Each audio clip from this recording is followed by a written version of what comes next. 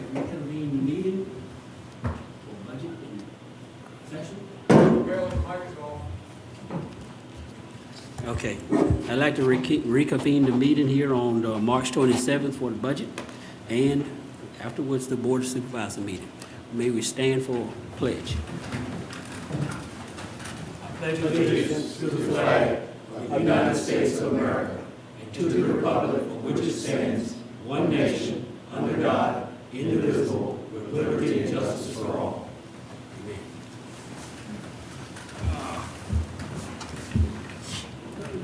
You want to say a prayer? You want to say a prayer? I'll say a prayer. All right, we're going to ask Mr. Smith, Pastor Smith, if he would pray. Heavenly Father, we thank you so much for giving us the opportunity to serve the county, but most of all to serve you. Let us remember why we are here. We're here because we love the county, but most of all because we love you and we serve you. Be with us in this meeting, and we pray that it is to your glory. In your name we pray, amen. Amen. Amen. All right. Okay, let's get ready to budget. Gentlemen, let me say this. We've been doing this in the past for a few years, and we've been asking for affirmation. All right? And what we've been doing when we say affirmation, that means that you're agreeing with what has been presented. Now, I'm going to do a little different this meeting. If I'm going to ask, are you in agreement with this, or what's your pleasure? All right? It's not going to be a vote, but you're going to say, I'm okay with it, or I'm not okay with it. Now, if all five of us are okay with it, then we don't have to discuss it at the end. We're moving on. But if you're not okay with it, we can talk about, I'm not okay with it, we'll discuss it later. And then we'll keep on moving on, and when we get to the end, we'll bring that one back up and discuss it. That saves us time in the end, more efficient on the use of our time. Everybody understand what I'm saying? Any questions about what I'm saying? All right. All right. I don't know what you're talking about, but I'm just going to go with the flow. That's Mr. Smith. All right. The first one we have is Sheriff. Yes, sir. All right, McCray, Sheriff McCray. That's page 21, 22, and 25. Pages 21, 22, and 25. All right. Good afternoon, Mr. Chairman, members of the board. Thank you. So I began with the stats, as I always do, and there was certainly a large increase in our traffic summonses from 2024 from 2023. So our men and women are definitely working. Our cost for service went way up to over 15,000 calls. I'm going to begin with the Sheriff's Office account, line item 1100, which is salary and wages. And when I turned this budget in, the General Assembly obviously passed their budget, and then they came up with a couple of extra things that I was unaware of, and I'll get to that in just a minute. So the General Assembly and the Governor passed a 3% across the board pay raise for all staff.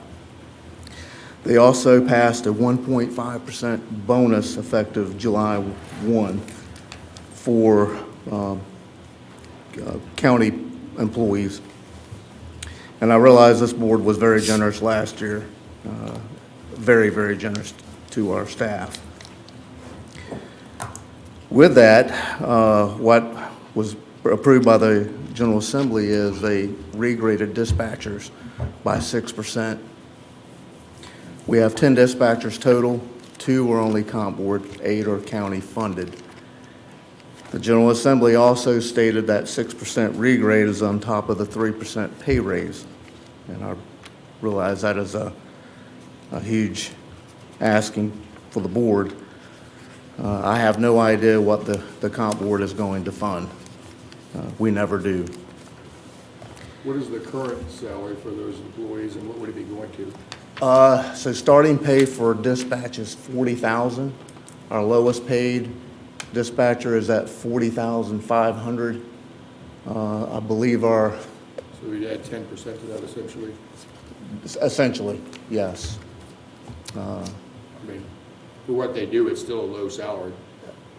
Definitely. They're certainly, they're the first involved, and they're certainly our key to get what we need to get done. And they have a lot of stress, there's no doubt. It is a very, Well, very oftentimes they're stressful really job. Or determinative of whether the person lives or dies a lot of times. That is true. That is true. In training, they have to be trained. They have. extensively. I can't tell you how many times they've given CPR over the phone or by a camera that we have now where the dispatcher can actually see what's happening and they can tell the person exactly what to do. I mean, I realize it's a hit to the budget, but I applaud the General Assembly for making that action, really. Yes, It's sir. definitely necessary, because Absolutely, Costco employees that run the register make more than $40,000 a year. they do. I got a question on your narrative, though. Yes, sir. And I guess I didn't understand it. The $500 extra. Yes, sir. I was going to get to that. I just wanted to kind of point out to the board about the regrade for the dispatcher. So what I've asked, and I asked this before I found out about the dispatcher regrade. I asked for a across the board, basically a pay step raise. And on the back of that, I noticed I know the state police is getting a 3% raise, and they're also getting a 1.4% step raise, and they're also getting the 1.5% bonus. And since the state police has this lateral academy where this are basically an 8-week academy if you're certified, they're recruiting from sheriff's offices all across Virginia, and it makes it tough to compete with them. Now, we had a staff meeting, and I put it out there, if dispatchers get that 6% regrade plus the 3% raise, would they be okay to say everybody at least get a $500 raise but them? Now, I will say, if the board passes the 3% plus the 1.5% bonus, that is the most important, and also the 6% for the dispatchers. We definitely want that, if it can be included, because it certainly helps us with recruiting and retention for our staff, because we're basically like the major leagues now. Everybody's trying to out-recruit the other.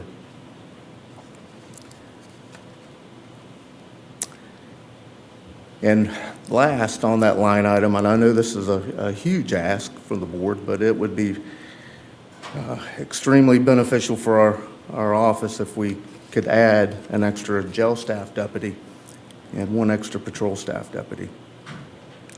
And I'll touch on this a little bit more when we get to the part-time line item.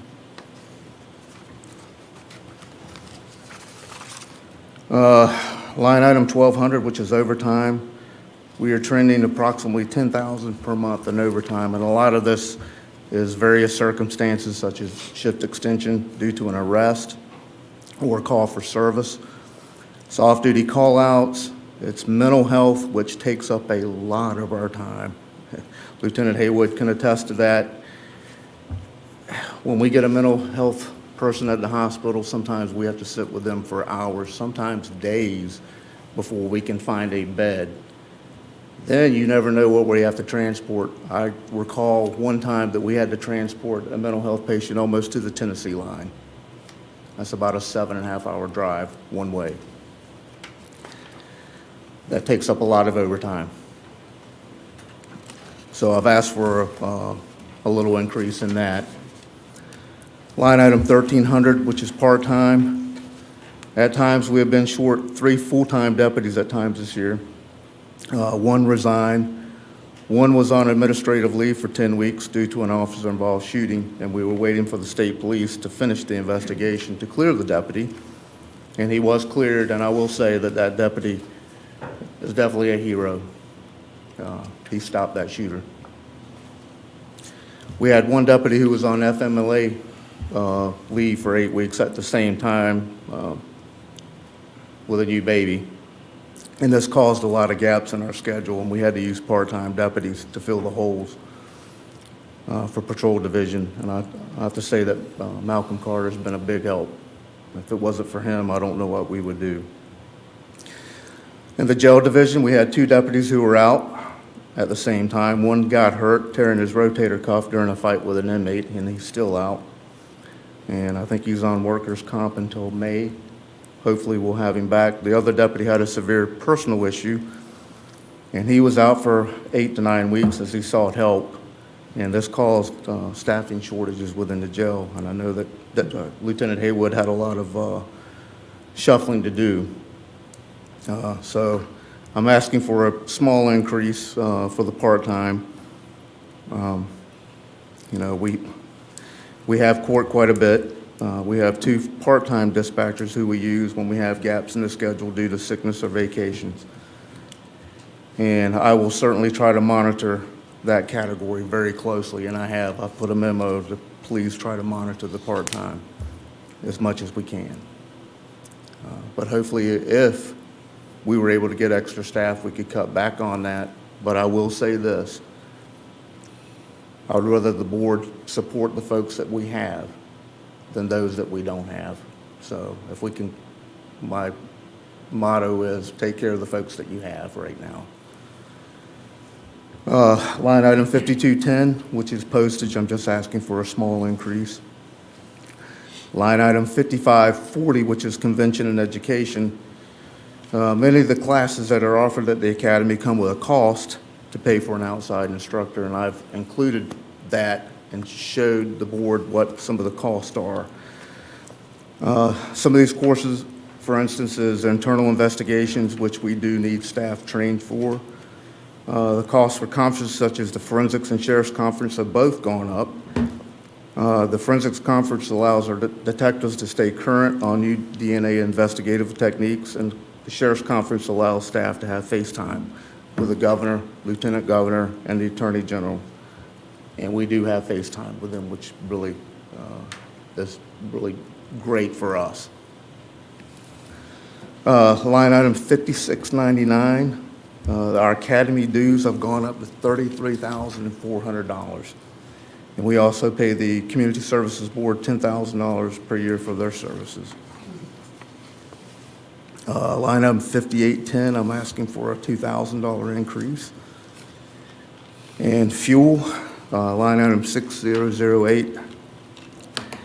As we all know, you never know what fuel is going to cost. It fluctuates, it goes up and down. That's always a great unknown.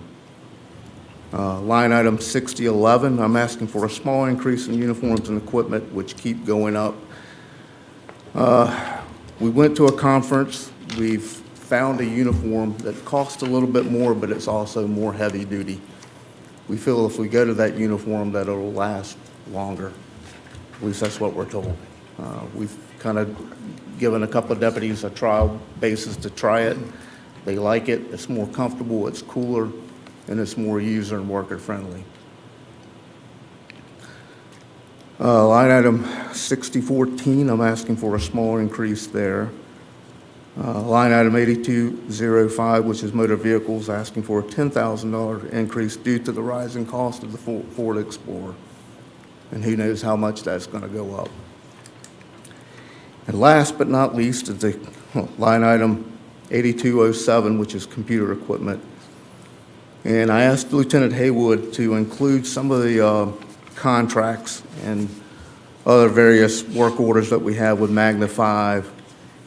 So I'm asking for a $15,000 increase due to licensing fees, renewal fees. They've asked us to maybe use another email provider that is more secure. And then we're also looking to replace 4 desktop computers.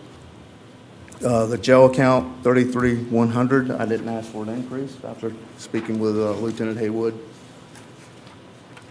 And I think that's all I have.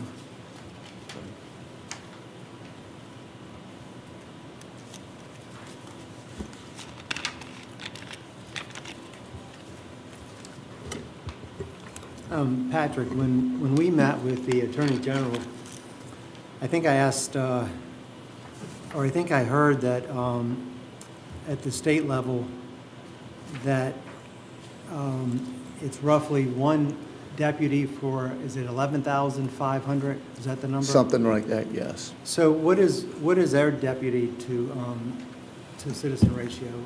Is it one? Do we have one per? Well, with our jail staff, yes, Okay. we do. So So do we you know, have with 11? patrol I'm sorry, and not jail staff. 11,000. It was 11. It was 1,005. Yeah, So that's I right. wanna Yeah, say we one were deputy 10 per 1,500 is what it is. And we're 10 deputies, is that right? So we have, including the patrol division commander, we have 13 on patrol and also 13 in the jail division. But we're still down one in the jail division right now. And So we have 13. And I remember talking to you about the influx of citizens, summer citizens that we receive. We don't know what that number is either. I mean, You never I guess know. it's hard for us to find that number. It's hard to find out, but a good indication is go through Kilmarnock on a Friday afternoon in the summer around 4 or 5 o'clock. And I also, you and I talked about the possibility of the town of Kilmarnock funding one of the salaries of a dispatcher. Have we had that conversation? The sheriff and I have had that conversation, and I noticed that the town manager for Kilmarnock is here, so I'm sure she would be open to that, having that conversation We as well. haven't had it as yet, it's the first time hearing it, but Yeah. we should have a conversation about it. Yeah. Okay. Good. Yeah, we've done our research with Westmoreland and Colonial Beach. And I believe that Colonial Beach funds 3 dispatchers for Westmoreland Sheriff's Office. Because he showed me the numbers of the calls, and we certainly receive a majority of our calls from the town of Kilmarnock, very few from Whitestone. and Yeah, hardly very any few from Whitestone and. Hardly any from Irvington. No. You keep them straight. Yeah, I do. My district is under control. The village of Weems is wild. It's like the Wild West.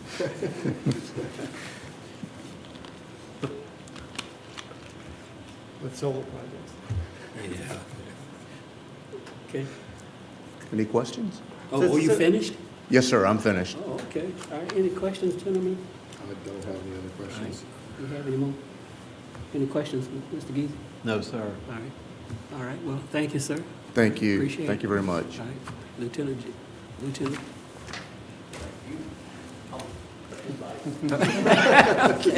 all right. All right. Like a whole man. His driver. I thought I was John Travolta, but I was presenting. All right. I'm trying to think of the word to use. Affirmation? I said affirmation. All Words right, of affirmation. I'm gonna call each individual, so I make sure I'm right. Mr. Lee? You good with Yeah, it? All right. I'm just a little bit concerned, but the section with the salaries, the overtime, the part-time, that's a big jump. I think we just need to take a closer look at it. That's my take. I would like to dig a little bit into this. So you want to continue and talk about it in the end? Yeah, I think we, All right, okay, so since we have one that want to talk about it, that's what we're gonna do. Talk about it in the end, all right? At the end? At the end, we'll bring it up, talk about it, so we can keep on moving now. For some reason, the sheriff's department is like no other department. I It's know. not like the treasury department or some others. And when something happens out in the field and there's investigation, that deputy is removed until the investigation is through, and that sometimes takes a while. And I think that is where we see a lot of overtime, when we have our deputies off the road, but we can get that straight later. Yeah, I'm trying to stay on schedule. But that's Well, a $500,000 increase, that's a lot of money. It's a 13% increase over last year. I think we need to look at it. Okay, all right, good. All right, that's what we're gonna do, Mr. Gill. All right, River Realm. Ms. Okay, you already up there. All right. I'm ready for you, Mr. Palin. I'm ready for you, it's all good. Thank you, gentlemen, I appreciate the opportunity to be here again this year. 37, okay. In summary, I've asked for a $3,000 increase from $25,000 to $28,000 for River Realm for this upcoming year. And very specifically, that money is going to be used for our Visit Widget app. You guys were kind enough to fund the acquisition of that last year, along with Kilmarnock and Middlesex County. And what we have found, and you'll see that on page 2, just under the app launch, we've had great success, I think, in the 5 months we've been live with over 7,000 users on the app. And that is strictly through web and mobile. But we have not seen as yet the amount of download activity that we are hoping for. It's not happening organically. So what we think we need to do is we need to put together an ad campaign that as we call it, drip marketing. It will be running on a constant basis that says, come to the app, download it, and now we can do those push notifications, which means we proactively send it into the phone, or the proximity notifications if you're here at an event, or if you're here at Urbana Oyster Festival. Now we can send an additional message to you to say, come back. We did test it out at Taste by the Bay in November. I think we've been up to 2.5 weeks. The mechanics of it work great. It's just a matter of, do you have enough Wi-Fi capability, and can you get it to people so they know to download it?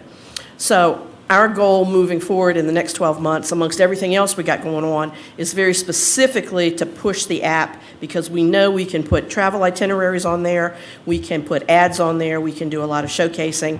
It's already happening on the website, but we really want to get it at the cell phone level. And we think the way to do that is to do a very targeted marketing campaign that says, learn about X, and we can change the X all the time, learn about X by downloading this application and getting it on your phone. And now we can show you how to get outdoors here in the River Realm. We can show you where to find the best crab in the River Realm. We can show you how to entertain your children. We can generate unique itineraries, which is the big game that we're going to be on here for the next probably 18 to 24 months. So that's specifically what the money is for. But I also want to just point out to you, what you see on the first page is tourism spending for now Essex, Middlesex, and Lancaster County. That far bar graph at the very bottom that shows the 2023, 153 million. Lancaster County makes up 81 million, or about 53% of that. So from a value add perspective, Lancaster pays in about 20% of our entire budget, and you get about 50% of the outcome. So, and even if you include Kilmarnock, it's still 40% between the two of us for 50+% return of where the tourism dollars are spent. So I just wanted to bring that out to you. We've got 3 grants underway right now with Virginia Tourism. We're waiting to hear about that. It's a $60,000 investment specifically for extended weekends for families.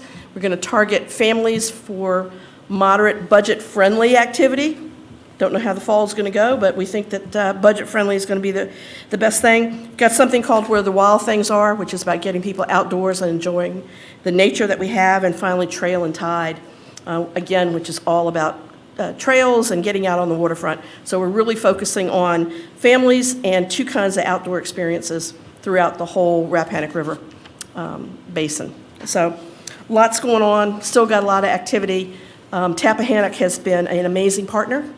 They came on board with a full spend for a 6-month investment. So they only got on board about October, November. They're all in at a full rate for this current year, and they're all in for next year, plus a little bit more. So everybody continues to re-up and play, which we're pretty excited about. So 3,000 more specifically for that particular ad campaign. Kilmarnock's going to match that so that we have a bigger pool of money. I've already got incremental money coming from Tappahannock this year as well. They've already promised us, they have already offered that they would like to go in on some more stuff besides their existing contribution. So everybody's there. It's about 141,000 that we're anticipating for the full year. Everybody all in. So I'd like 3 more, please. Okay, all right. And so that's all I have. I'll be happy to take your questions. Sharing with the other council, 'cause I was wondering what Middlesex, their portion of it was in this. In terms of their investment? Yeah. Yeah, they came, it varies year to year. Last year, they put in 40,000 because we had their normal 25 plus another activity that they wanted to invest in for 15,000 because they were the primary driver of it. And so they did. So last year, they were in for 40. They're back in at 25 now. We're still in at 25. We're going to come in at 28 to match 28 from the county. And TAP is in at 25 and has another 10 on the table for special projects. So are you asking for 28 or 31? I'm asking for 28. Is there 31 available? No, well, I mean, Is that a hint? No, Is he winking at me? No, it's not available. It's not available. I'm sorry, that'll go towards my dispatcher now. you had 30,000 in there. We'll talk. I saw And that last too. year, we had 30,000. You did. You earmarked did. for you. You requested 28 this year, but then you're saying 3,000 more, so that's where the. That's your 28, 25, your normal 25 plus 3. But we did 30,000. And you did 25 plus 5 to get us started on Visit Widget last year. So I don't need that extra 5 for maintenance. I need 3,000 for marketing. Okay. So a quick question. So you called it the marketing drip. So it sounds like that's going to cost about $6,000. We may kick some more in, but yes. So we're paying, just Lancaster and the town's paying for that marketing drip. Does it benefit the other counties as well? It will benefit all of River Realm. That's correct. But But we'll end up the way we handle this, Mr. Smith, is we pool those funds together. And as we run that campaign, we know that we'll have 6 right off the bat to work with. It may be that we find out if we get really effective, we're going to need some additional dollars, and we will pull from the rest of the pool to do that. okay. Okay. Any additional questions? I would just say, even still, the request is less this year. It's the first time in history that somebody asked for less money. So we Do were I say here I'm making sorry mistakes. or thank you? I'm not sure how to answer. It's So going to I be convince more, you. it's You going to be won't do more it after we next add year, that right? dispatcher position to that. Yeah. All right. Okay, that's it, gents. All right, thank you. Do you need anything else from me? No, ma'am. Okay, thank you so much. All right. Okay, let me start on this end. Mr. Geezy, you satisfied with this? Yes, sir. Mr. Smith? Yes, sir. I am too. Yes. Yes, sir. All right. All right, we good. Okay, let's Very move. effective. Thanks for leading this from the get-go. Yeah. Sorry? I said, thanks for leading this from the get-go. It's been a very successful program. Oh, yes, yes. Yeah, it's kind of been my baby. It's going to grow up one day, I guess. We'll see, but it's all good. And while I'm here, I meant to call John today. John, I'm looking for some drone footage from Windmill, if you have any of it. Oh, yeah, I got plenty. Okay, let's talk. I All want right, some drone good footage. deal. Okay, thank you. Okay, Virginia Cooperative Extension? I think she's on virtually. Okay, all right.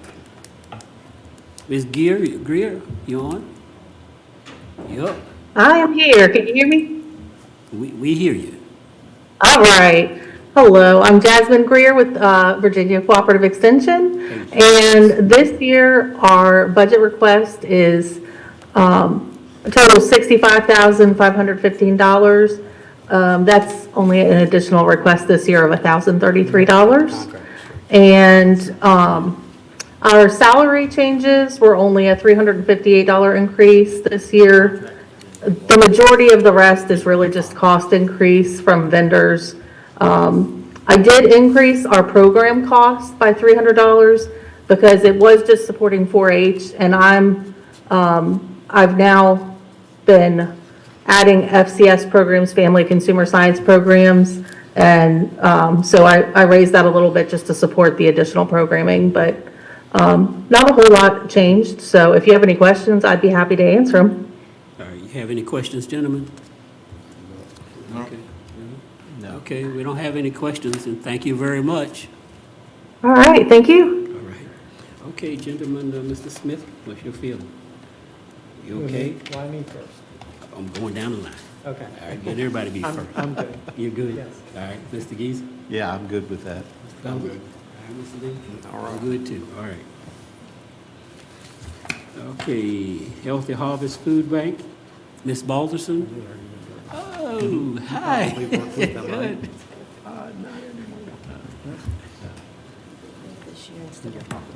That's page 31. Thank you. Good evening, everyone. I just want to say thank you for your support of the work we do in the communities, especially in Lancaster County over the last few years. We greatly appreciate it. It's nice to see a lot of familiar faces. In the last fiscal year, we sent out over 2.5 million pounds of food, which equated to about 2.1 million meals. And we were serving over 11,100 individuals through 36 pantries throughout the Northern Neck and Upper Middle Peninsula. Of that, we served 1,796 in Lancaster County through 7 agencies. And we're serving 235 children at last count through Backpack Buddies, and that number is growing because we have someone new working on that this year. We also have a senior program that gives an extra allotment to seniors that visit the Kilmarnock Baptist Pantry, and that number's at about 80. So we are not asking for an increase this year, just level funding. If you have any questions, I'd be happy to answer them. Any questions, gentlemen? Cindy, I don't know who does your flyer, but that is beautiful. I am a Thank you. picture person, and this whole thing makes a lot of sense to me. Thank you. That's Appreciate well- that. That's well done. We do all of that in-house. Very, very nice. Okay. Walsall, is I took that tour back some time ago. Everything wasn't up and running. Is everything up and running now? Everything's up and running in the aquaponics center. We've actually expanded our food pharmacy class. We've offered that to pantry recipients we're just getting started with that. We're actually in the middle of our first 2 classes. We had such a big interest in it that we're holding 2 classes, and that's in collaboration with Jasmine, with the Cooperative Extension, and Healthy Harvest Food Bank and Fresh. I know you all was talking about trying to do something with the schools. Did that happen? We are in the process of working through that and getting the curriculum built. We also have a farm-to-school grant to assist with that. I know that Jessica Davis is very interested and intrigued and ready to get it going. So we're working on all of those different arms of what Fresh can do. Okay. Any additional questions or comments? Okay. Thank you, Ms. Balderson. Good Thank seeing you you. again. You too. Yeah. Thank you. All right. Okay. Mr. Bellows? I'm fine. You fine? Okay. Mr. Smith? I'm good. Okay, I'm good. Yeah, that's good. All right. Hold on. Virginia Department of Health. I don't see Brendan here. All right. He's scheduled at 5:40, so you're about 8 minutes Okay. ahead of schedule. Who do we have here? YMCA. YMCA. All right, YMCA. That's page 33.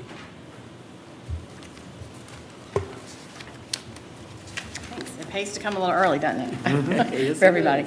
I want to say thank you guys as well. We are just asking for level funding this year. We just continue to be blessed in the community with volunteers and donors and membership growth. We're up to 1,500 memberships this year, which has surpassed what we were before COVID, which is pretty amazing. And sometimes I think, oh, we're going to level out, but people continue to come and join, and it's just been really exciting time. Sports programs, we have hired a full-time sports director with the funding we have here, and they continue to grow as well.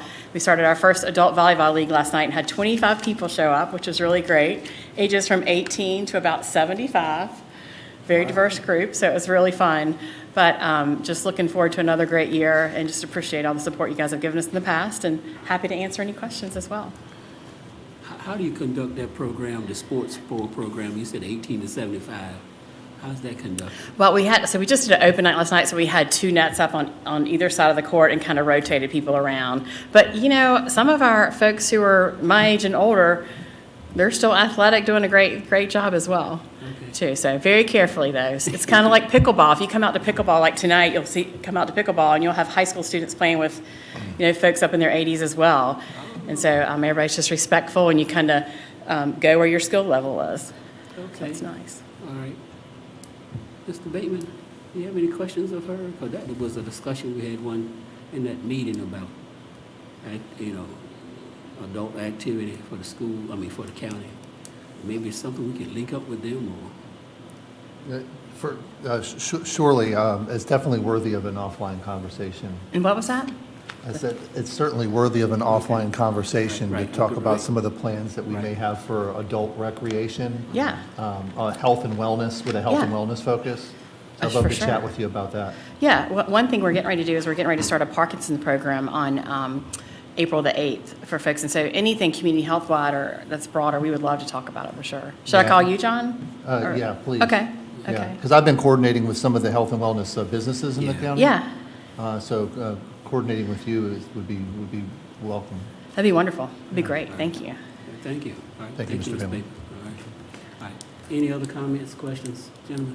So I see that the Boys and Girls Club now offers youth programs, competitive programs. Does that compete with the Y, or does that work in coordination with the Y? Actually, we're collaborating together. So we have one basketball league, and the Y and the Boys and Girls Club play together. And so they'll come over to us and play games, and we're going over there. And same thing with soccer. So it is really nice. We're getting ready to host them at Camp Cocoa for a father-like family camp out in May. So we're just trying to partner more. I am a strong believer in partnerships. We don't need to recreate the wheel or invent something else. We don't need to compete. And so let's just come together and support. So it's been really nice working with them on some different initiatives and Let me things. ask you another question. You talked about the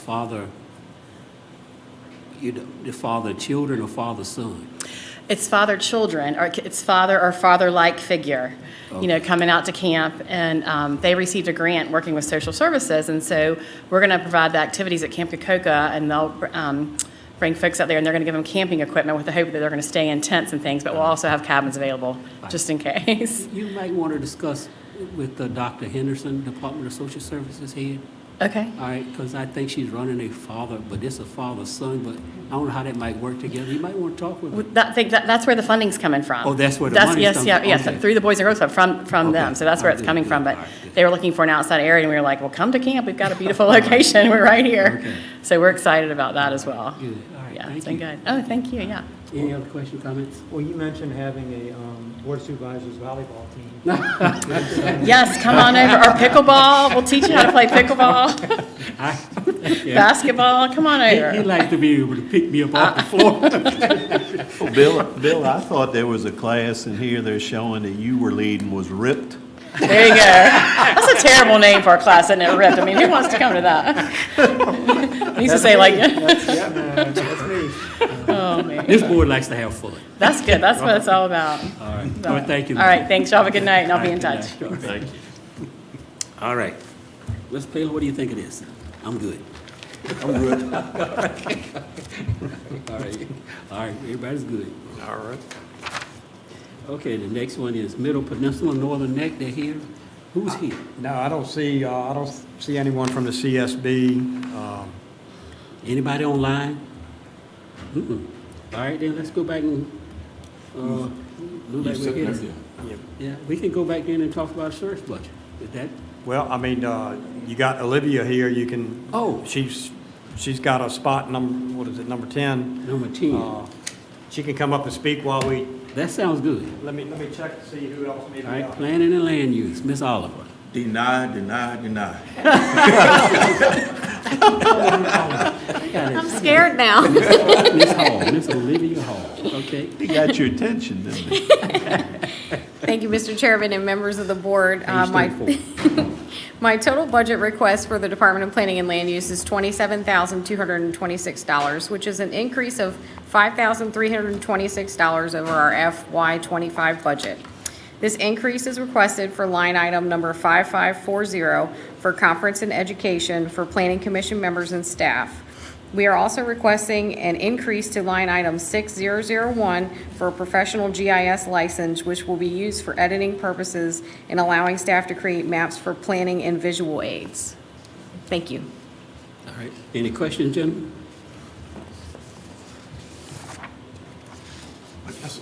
Don, one of y'all, we had a reduction in the health insurance.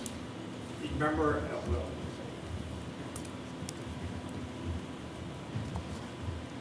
at the last meeting, I told you about the health insurance where if a department was down one employee, that I Yeah, did that's not right. Yeah, include you that. took that And we're one. currently down the environmental codes compliance officer. You did, that's right. That's why the reduction. All right, any questions, gentlemen? All right, thank you, ma'am. Thank you. All right, all right, okay. Mr. Lee? I'm good. You good? I'm good? I'm good. All right, we're good. We're good, Mr. Hill. All right. All right, that was number 10. All right, do we have We've anybody got else? Mr. Tom Armstrong for the CERT, Community CERT. Emergency Response Team. Okay, which number is that? Number 9, okay. Yeah, number 9. Okay, that's page 25. Good evening. Good evening. First off, I'd like to, on behalf of the Board of Directors, I'll introduce myself. My name is Tom Armstrong. I'm the Chairman of the Board of Directors. You're used to seeing Julie Dudley, who is our executive director. She is dealing with some family issues currently, so she couldn't be with you this evening, so I am here in her place. Hopefully, I'll be able to answer any questions you have. We'd like to start by thanking the Board of Supervisors for your ongoing support, and we respectfully request $8,600 to continue to provide critical services that support both our community and our first responders during disasters, and also some other areas that we have been able to expand our footprint into a little bit. This funding will allow us to maintain our well-trained volunteer force, establishing and enabling first responders to focus on their complex and urgent tasks at hand. We try and lessen the load on them a little bit. I'd like to just touch on a couple of key things that we have done and how it's going to help impact and hopefully make the first responders' lives a little easier, and also help increase the awareness within our public. In 2025, we successfully supported the RGH Play Day in the park, the Chamber Candy for Kids, and we were able to do traffic control. We were trained by the Sheriff's Department, and we'll be expanding that into crowd control as well, so that we are able to take some of that burden away from them, so it's not quite so difficult when we have these events in the community. They can focus on doing some other stuff and not have to do that. We have also been in some meetings where we have pointed out that we have this capability, would be available. For example, in the future, if there was ever another fire like we had downtown, we would be able, they can alert us via Code Red. We're in that system, and Matt Smith would be able to alert us, and we could come and help with traffic control, which could be, in that event was so large and so widespread and covered so many different streets, it got to be an issue towards the end of that event, keeping people away. We are working and continue to work in collaboration with the Animal Welfare League and the Northern Neck Kennel Club to develop plans for pet sheltering during emergencies. So if DSS sets up a shelter, CERT has the capability and the training to be able to set up pet shelters, because if we have watched the news with any of these disasters, we know folks don't like to leave their pets behind, so we need a way to take care of them when they arrive. We are engaged with DSS and the Red Cross to understand their needs, especially since the Red Cross does not provide shelter assistance in the first 72 hours after an emergency, which I'm sure you're all aware.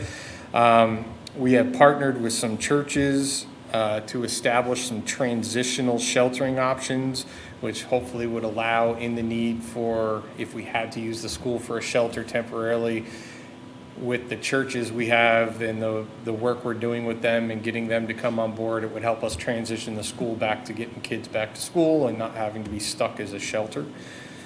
Let's see, Red Cross, we are working on, Red Cross no longer stores supplies locally, if you were not aware of that.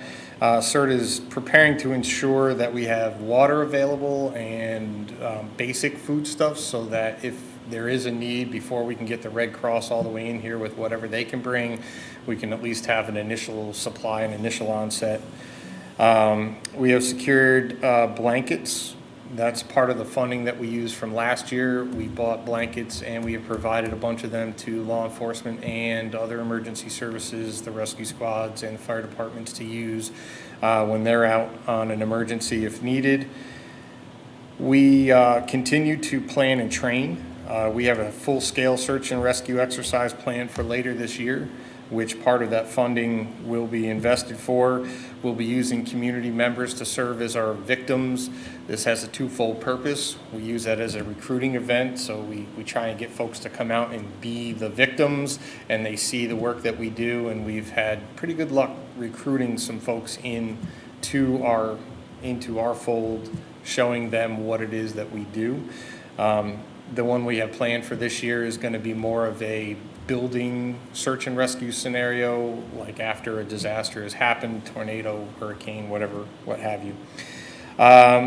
Growth in leadership, we have kind of transitioned. Poor Julie was kind of a one-stop shop and did it all. We have fortunately recruited some volunteers, and we've been able to have single sourcing. We call it single sourcing, basically a single person in a single role versus one person having to hold 17 roles and try and keep the whole thing afloat by herself.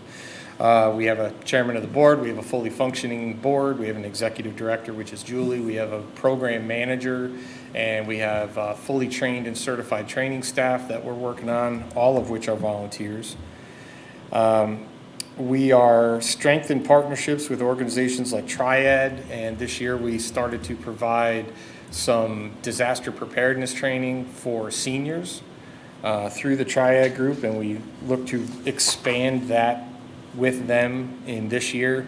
We are exploring opportunities to try and bring a hands-on training class, CPR class for younger kids, either to the school or to the Boys and Girls Club, some way to begin to get them involved in not only building that feeling of community, but helping them be prepared.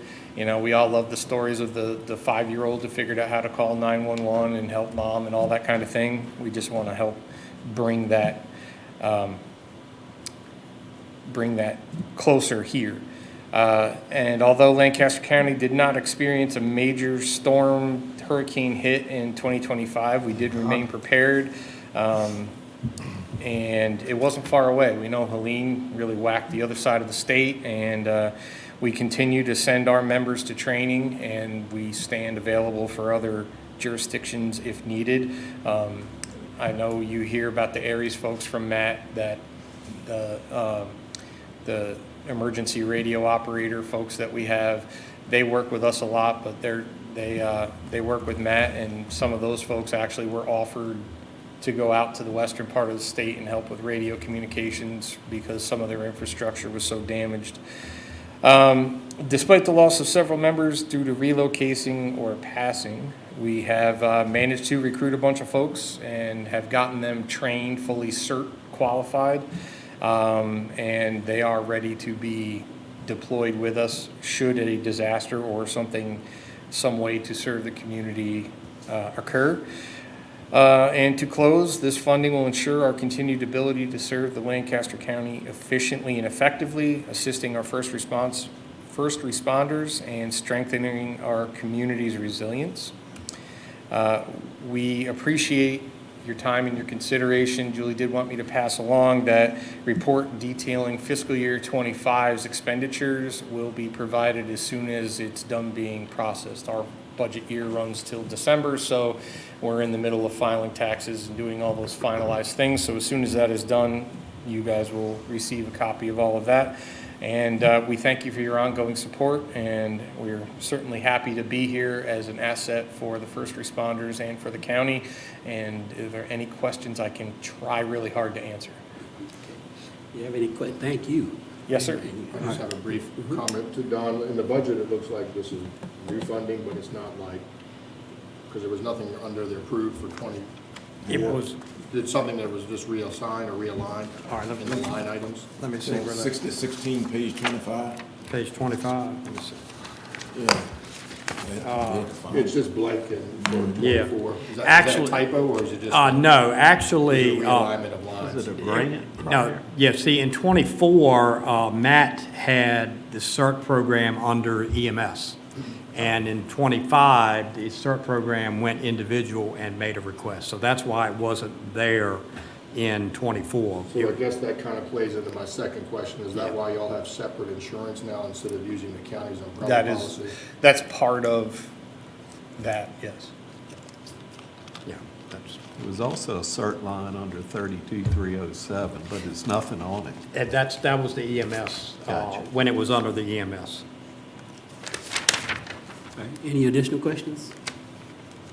All right. Thank you, sir. Thank you very much for your time. Appreciate you.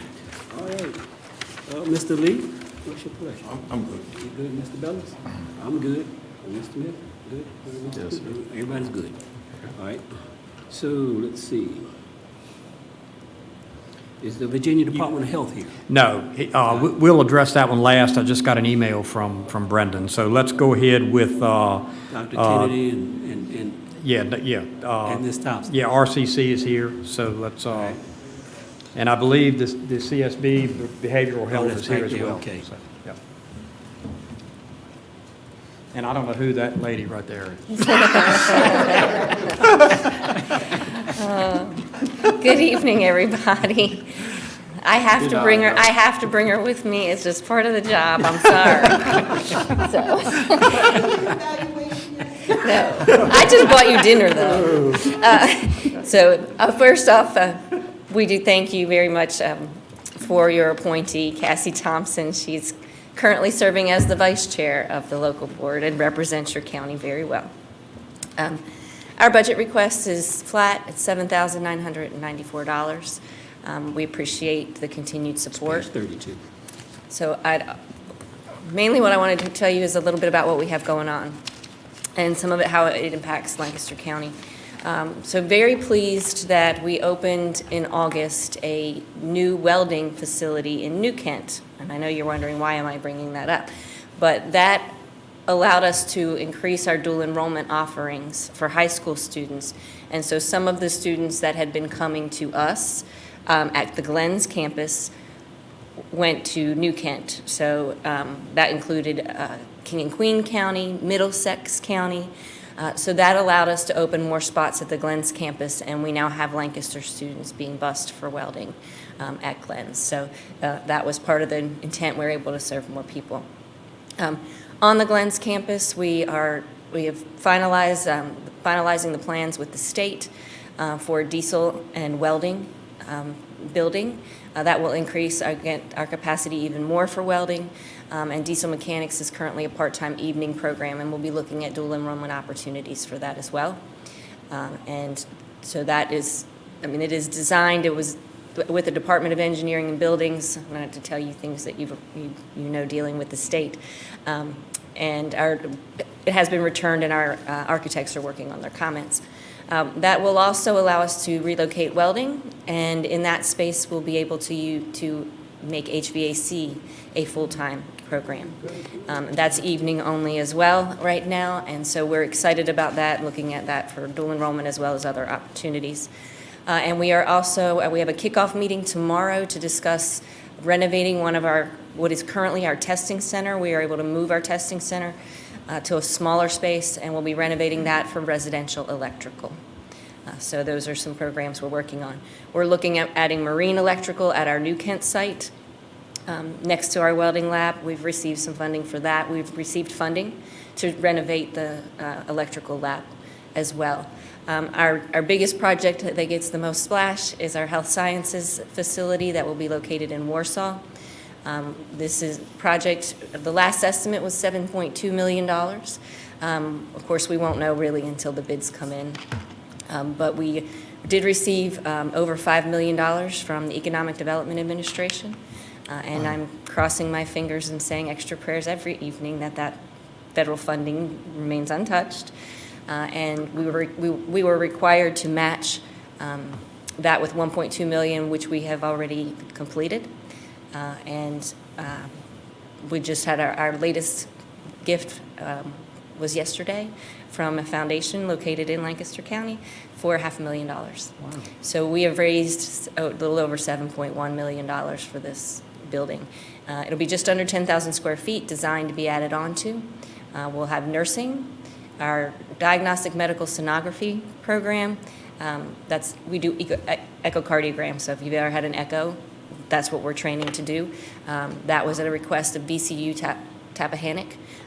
But of course, we serve the whole region, so this will allow RGH, for example, to have access to hopefully full-time individuals. There's only one other community college that offers the ECHO program, and that's Nova.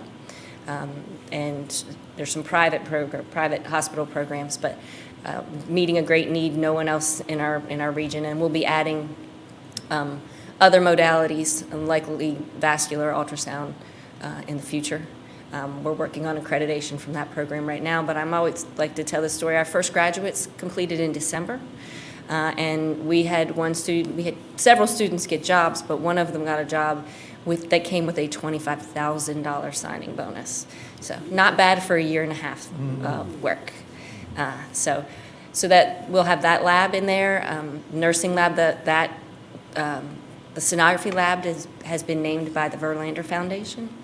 The Wiley Foundation will name the nursing lab. We will have an EMS simulation spot there where a driveway will be going up to it. We have a simulated ambulance, so you can drive. They will practice, driving up like they're making a call at a house. You go into the door, and it would be like a living room, and something we don't have. And we have nursing simulation rooms where the faculty member will be in a control room and able to manipulate the situation and to test lab skills. And that's something we currently don't have either.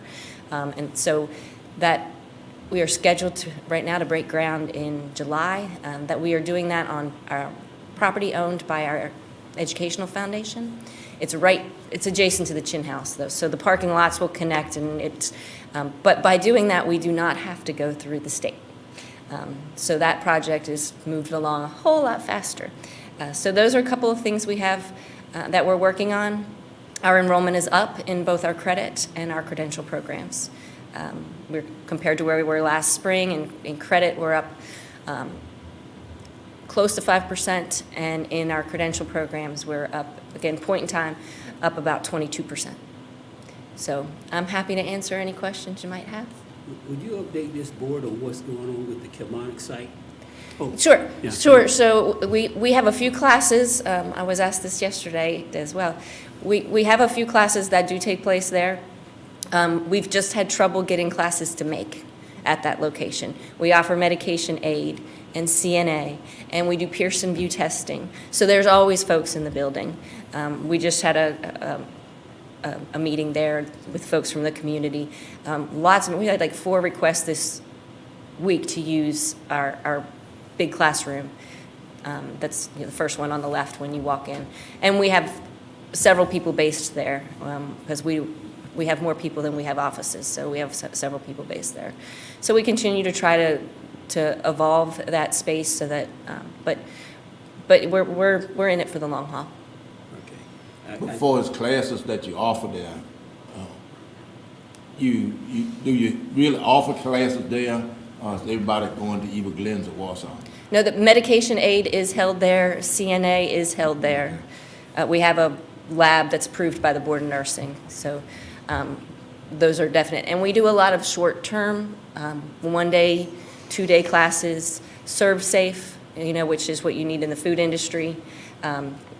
We offer that at Kilmarnock. We offer refrigerant certifications, tradesman certifications, some of those things where they're coming for the whole day, and so coming, if they're not in this area, it makes sense. So we utilize that facility that way as well. Overall, RCC overall, has Lancaster student enrollment increased or dropped or the same? So we, of course, took a big hit during the pandemic, as did everybody else. We've fully recovered, and we actually have higher student enrollment than we did in 2019. What about Lancaster students? Lancaster students, I can't answer that specifically. We have, I think it was in your packet, and I'll see if I can find it. A number of students that are supported by the Verlander Foundation that do attend, and their costs are completely covered. So I'd have to get you exactly the specifics. Usually Cassie presents that stuff to you. All right, so you'll be back. Next month. Okay, You good. guys gonna be nice to me. You know we're not gonna be nice to you. Yeah, we provide our board members with all of the data from their county, since they represent their county. All But right. Okay, all right, well, okay. Any questions, any other questions, gentlemen? I think I speak for the board. I'd love to see our branch used a lot more. And I know that might be difficult, but maybe with not just continuing ed, but some of the training of even the older generation. I should say, we do offer our Rappahannock Institute for Lifelong Learning several classes there as well. Okay. Just use more. Hey, and a question about the health services. You mentioned that immediately you're going to be offering nursing and echo. Did you say EMT, or is that something coming? No, we do offer EMT through paramedic. Oh, good. Okay. Our paramedic program has one of the highest passing rates in the state. Well, we have a shortage there statewide, so we the- need to get a the- lot more through there. Exactly. Our enrollment is up in paramedic because our folks redid the curriculum and streamlined it so that they can get through the paramedic program faster. We just implemented that in the fall. Thank you. You're welcome. I have a brief question too. What kind of outreach are y'all doing to the public schools to try to recruit students? We have a high school navigator in every one of our high schools who works directly with the students, filling out applications. So they have a very good, close relationship. Karen Hutchins has been, she was the first navigator we ever had, and she's still at Lancaster. We actually have a day where we, in April, we have a college navigator that's assigned to Lancaster High School, goes to the high school, works with Karen, meets the students, and we have that handoff so they have their person. So we did not have that when I started. We had sporadic, but we are very intentional. We have a goal of getting at least 20% of all high school graduates across our service region to attend RCC. We're about 12, 13%, so we're working really hard for that. Excuse me, I If just I- want to if add I'm- to that, what you were just asking, Jason. I met with the high school navigator here in Lancaster. Yes, come to your mic so we can be Yeah. recorded. Come to your mic. so we People in can- virtual world can't hear you unless you come to the Yeah. microphone. You just want me to get closer. I was saying that I've met with the navigator in Lancaster, and she is totally, totally engaged. And as we walked through the school, students were coming up to her and said, I filled it out, I filled it out. So she knows her students. I met and talked to some of the students just briefly, so I didn't have any great meetings. And they all know her. And so as long as we have navigators, one of the best things that Dr. Kennedy has brought is having these navigators. They're organized, they're focused, and they're really focused on the students. So in Lancaster, it's going to have more. I think we'll be going into RCC. That's all I have to say. It looks like from the information you provided, that there were 179 students Yeah. in 23, 24. I think that's what you was asking, Mr. Payton. Yeah. How many students, yeah. Yeah, and I don't know if So, they but it's, increase- if they the increase 3 or years, decrease. you know, it started out, 21, 22 was 269, then next year it went to 195, then 23, 24 is 179. Okay. You know, I just think those connections are really important because essentially you recruit the kid out of high school to go into these programs, and then as soon as they're finished, you basically have a job offer for them. We are also expanding our career services and our work-based learning programs. We hired a career services coordinator last April, and so they're working very actively with the businesses to connect students, because our goal is to serve our local community. And fortunately, 80% of community college graduates stay in the state of Virginia. I don't have the breakdown of our service region, but it would be higher. We actually have the fewest percentage-wise of out-of-state students of any of the 23 community colleges. We're not a border college, so we get our folks here, and they stay in Virginia, and we're just trying to get that 70% of our citizens out commute down. So we are very, very actively working on that. I think you may want to talk about how many the students are going now into 4-year coming out. They've got an active program. Yes, and I will say, just across our entire region, the college going rate for high school graduates is much lower than the state, and that's something that we are very aware of and working, and they're just not going anywhere. And I'm looking for if you give me a minute, if you want to, I can get you those numbers. I'll let you go on to your next person, and I'll come back. Okay, all right. Because I've got it. It's all right here. Sounds good. All right. All right, any other questions, gentlemen? All right, I'll come back in a minute and just give you the. All right, give Do you think you'll bring sports back? You used to have like a really strong baseball program when Wade was there. We did, but you cannot use state funding, and I don't know how they got away with having one sports team with Title IX. So the It was cost. Probably before Title IX. Yeah, well, it went out in 2013. I do get asked that a good bit, but it's because a lot of these things are recruited from outside of the area. I know we'd be trying to serve our area. We don't have housing or available housing in the area. So it right now is not feasible for us, especially since we have two campuses that are so 40 miles apart. Geography is difficult for us. Yeah. Oh, no, my chiropractor played baseball for RCC, so I've heard a lot about it, but It's not impossible. It's difficult. it's difficult, but not impossible, but I don't see it as a priority. I see us trying to spend our resources on getting these programs that meet those needs for jobs. That's just my personal philosophy. And I told people, trust me, I am a fan of college athletics. I was a college athlete, my husband was a college athlete, our two oldest sons played small Division I soccer, so I love athletics, but financially it doesn't make sense for us right now. I appreciate your questions, and I'll get your data, I'll be back. Okay, all right. And while she's doing that, Middle Peninsula? And that's on page 30. You did call me, right? Yes. Okay, sorry. Good evening. Good evening. I am Amanda Campanola. I am the Acting Executive Director for Middle Peninsula Northern Neck Behavioral Health. So thank you for the opportunity to come this evening and speak to you. As part of our performance contract, each of our localities are required to provide us a 10% match. That match for this year will be $64,082. It is an increase of $6,225 from last year. I just also wanted to note that in fiscal year ¡24, we provided $205,000 in service fee reductions for uninsured individuals of this county.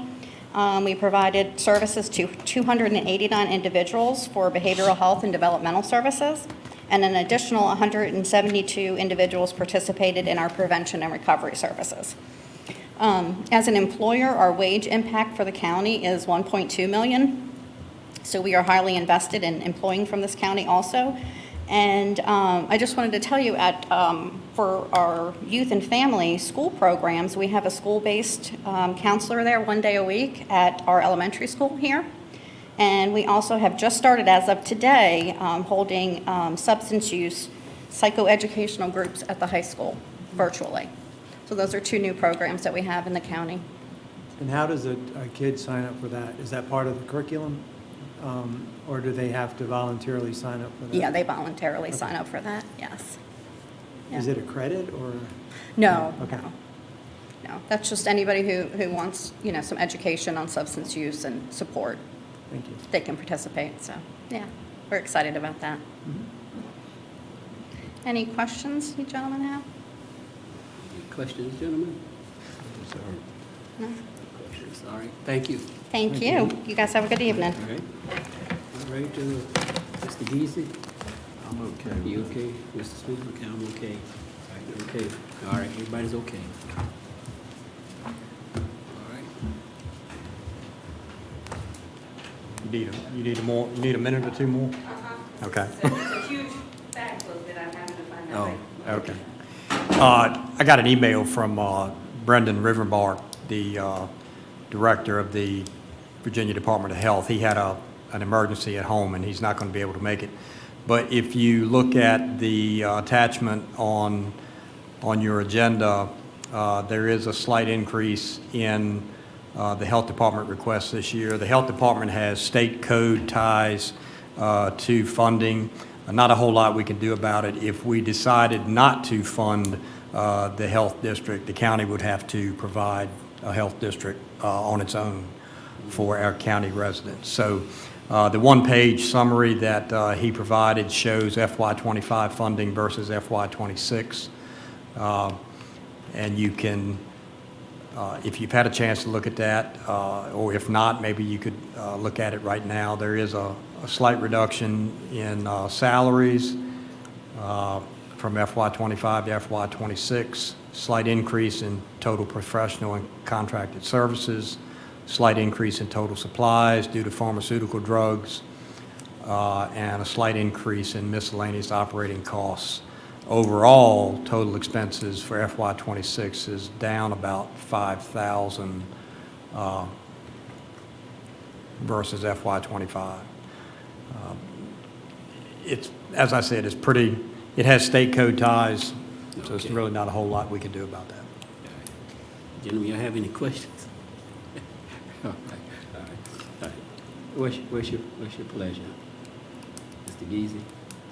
I think we pretty much are stuck with that.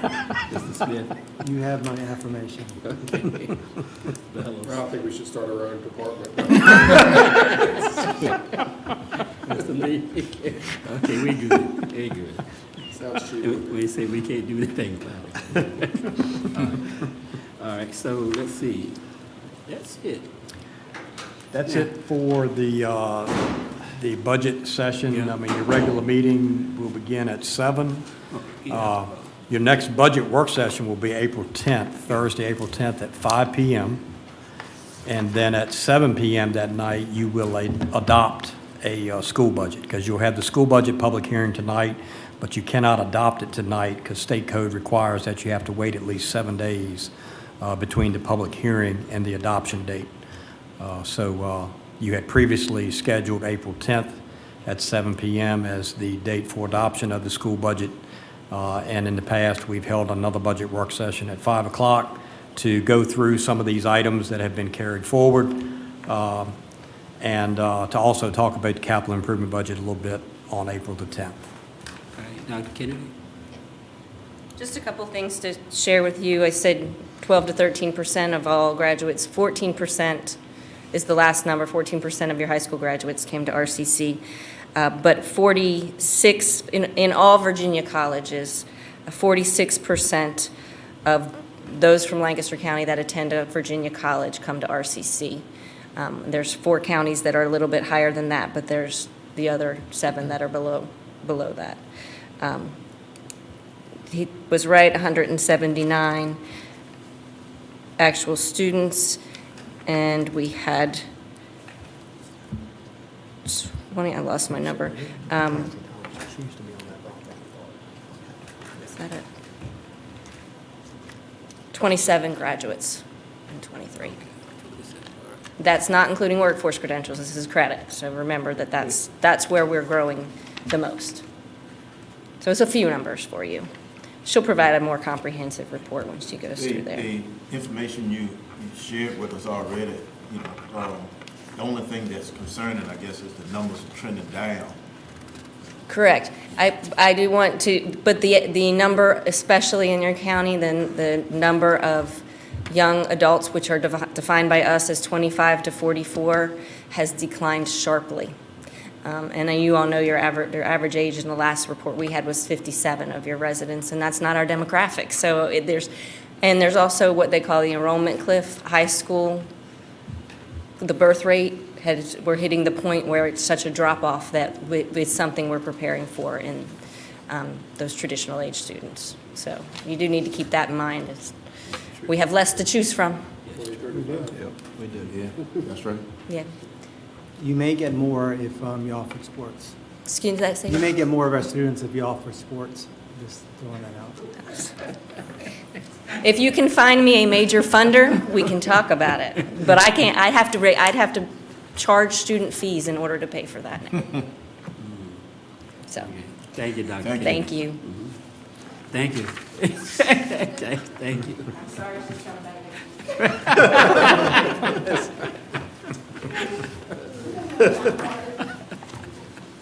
All right. Okay, gentlemen, unless you have anything else, we're going to talk about the sheriff departments at the meeting, April 10th. April 10th. All right. So unless you have anything else, I'm going to go to recess. All right. We recess until 7 o'clock.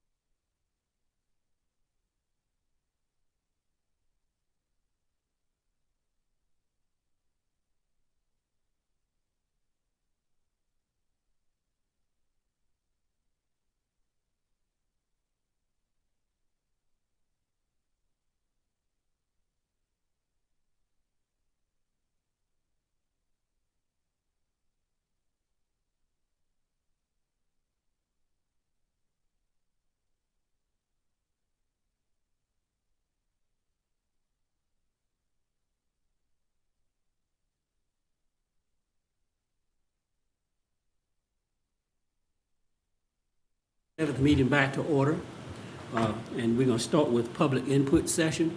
You have 3 minutes. It's going to be on your minutes going to be up on the screen, so you can watch your time. And then when you have 1 minute left, Ms. Hall is going to hold up a sign, let you know you have 1 minute left. All right, so thank you for adhering to that. Is there anyone at this particular time want to comment on something? All right. Good evening. Good evening. I'm Catherine Bennett, District 2, and I'd like to talk to you about the waterfront overlay that's coming before you in the next month or so.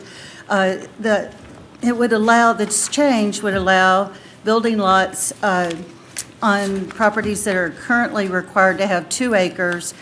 It's a change of 14,000 ecologically sensitive watershed acres. I know they're not waterfront, but they are watershed. The underlying push to abandon this 1988 protection is from developers wanting higher density. However, removing the protections for wetlands, tidal, and non-tidal wetlands connected by surface water and contiguous to tidal wetlands and tributary streams has detrimental, long-lasting environmental consequences.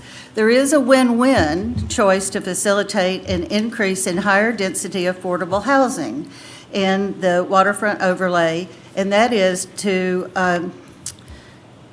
allow subdivision with a minimum of 2 acres or less with a special exception. There are special exceptions provided in this ordinance already. Our 2035 strategic plan indicates that we need to increase our population here by 1,000 young people. I love having young people move into the area. I was 36 when we moved here. We have thousands of acres and about 1,000 building lots already approved that are not part of this watershed area. No, they're not waterfront, but they are what creates the waterfront, and that is significant. Acreage is being cleared right now next to the Walmart in Kilmarnock for 120 lots for affordable townhouses. There are hundreds of lots in Kings Grant, Hills Quarter, and the list goes on, that are already approved. So what is the crisis to abandon this valuable watershed? I sincerely hope that y'all will consider the impact that this will have for a very, very long time. Thank you. Thank you. Okay. Any others? Anyone else? At this particular time, you going, coming, sir? Got one more. All right.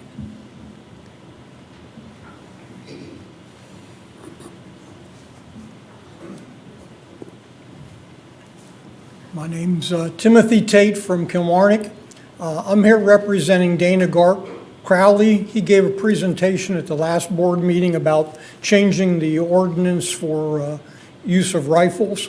He couldn't make this board meeting, but he asked me if I would come and just remind you that that's still a lot of interest in that, and that he hopes that it moves forward, and we are willing to do whatever we can to assist you in that fashion.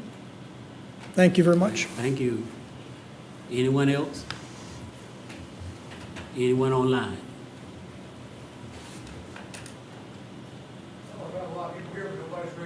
Okay, all right. Public hearing is now closed. Public input, okay. VDOT?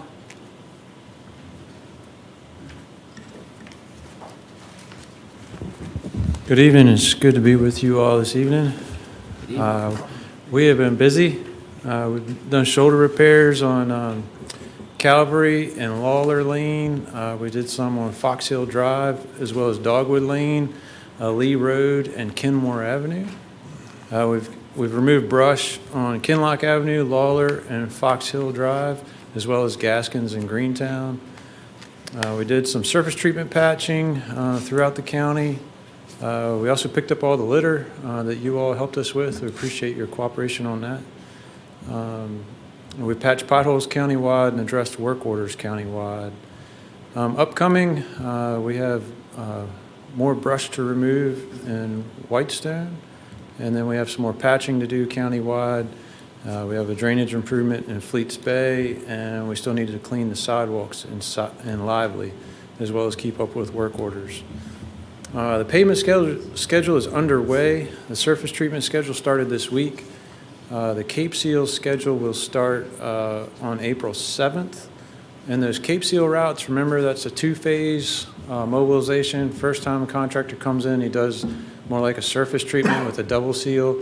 That'll cure for a few weeks, and then they'll come back with the slurry seal and fill in all those voids and make that a little bit of a smoother surface. So a lot of times we get complaints on the Cape Seal routes. I say it's kind of like finishing hardwood floors. It's a bit of a mess, but the end product is nice. So just hang in there with me for a few weeks on those.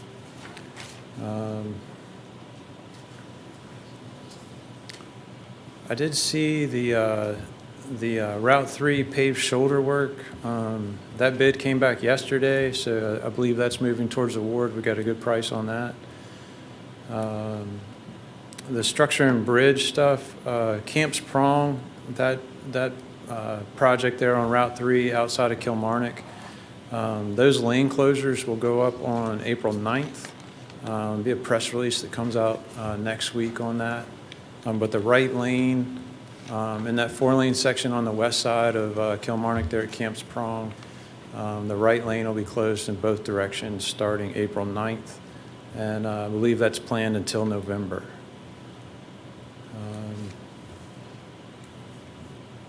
The box culvert there on 354 that's scheduled for replacement is still out for bid. They extended that advertisement until April 23rd. So it'll be another month or so before I know if that's moving towards award. But that's all the updates I had for you all. Do you have any questions for me? Any questions? Okay. No questions. All right, thank you very much. All right, thank y'all. Have a good night. Thank you. Okay, we're moving on to presentations. We have American Junior Golf Association.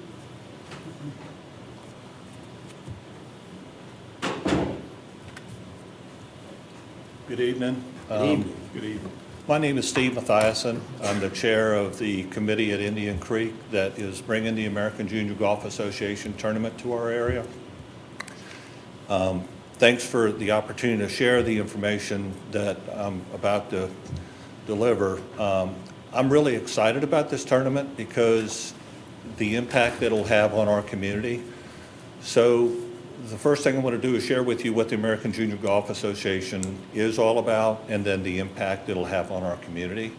So back in the day when I played high school sports, recruiting for colleges took place in district, regional, state tournaments. These days kids are specialized and they are part of travel teams.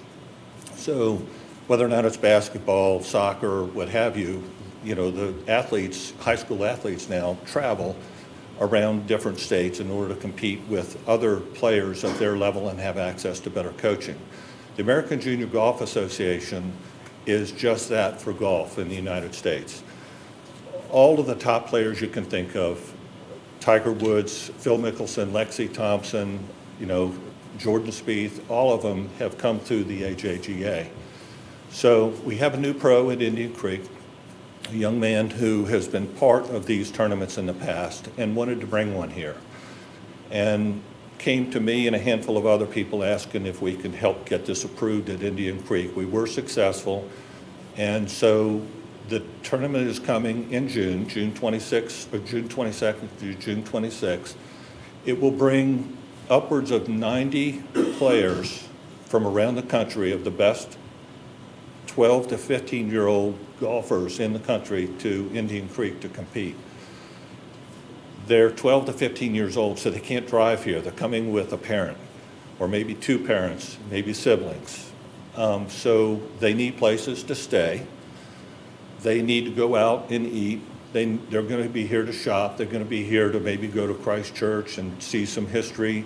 But it puts a spotlight on our community with a lot of people who have never been here. And so it's something I'm really excited about. And, there are a few layers in in the benefits. It's not just the number of people and the economic benefit. One of our metrics personally for our committee is to make sure we include the youth in our area. So we have currently about 8 to 10 high school golfers from the local high schools that will play on a foursome, not in the tournament, because they have to qualify. The average handicap for these golfers is 2, which if you're not a golfer, 2 is pretty amazing. But we have a fundraiser on Monday where we have 18 foursomes. People can play, pay to play with one of these golfers, a full round.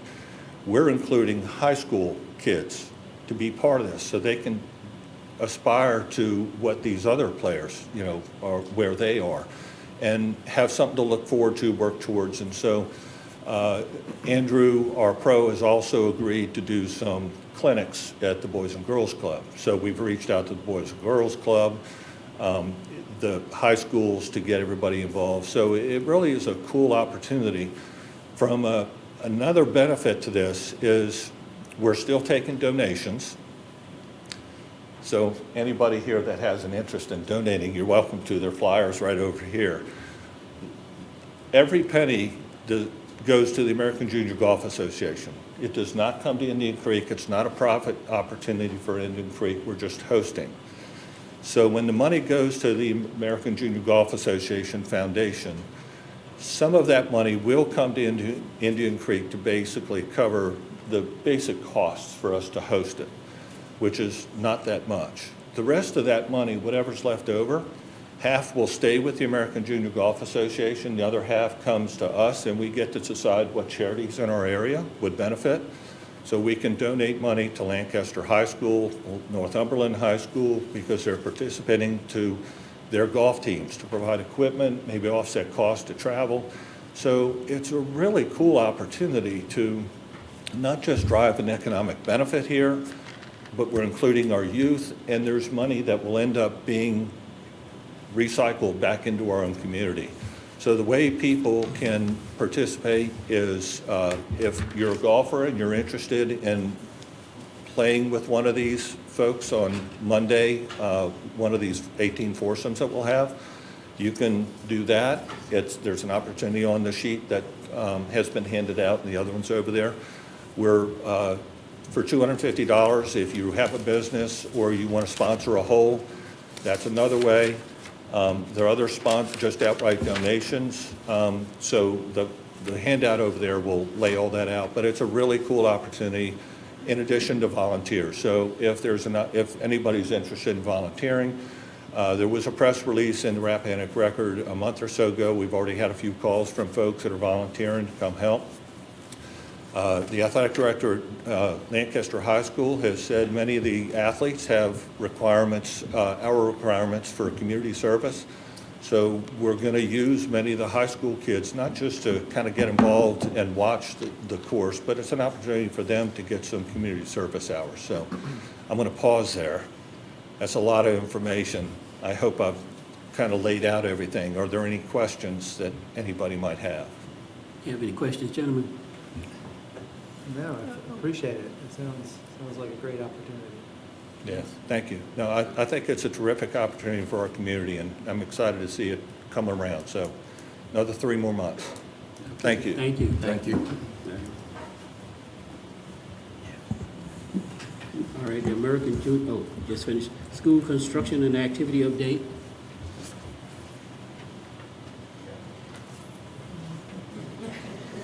It's a lot of pressure with the school board behind you.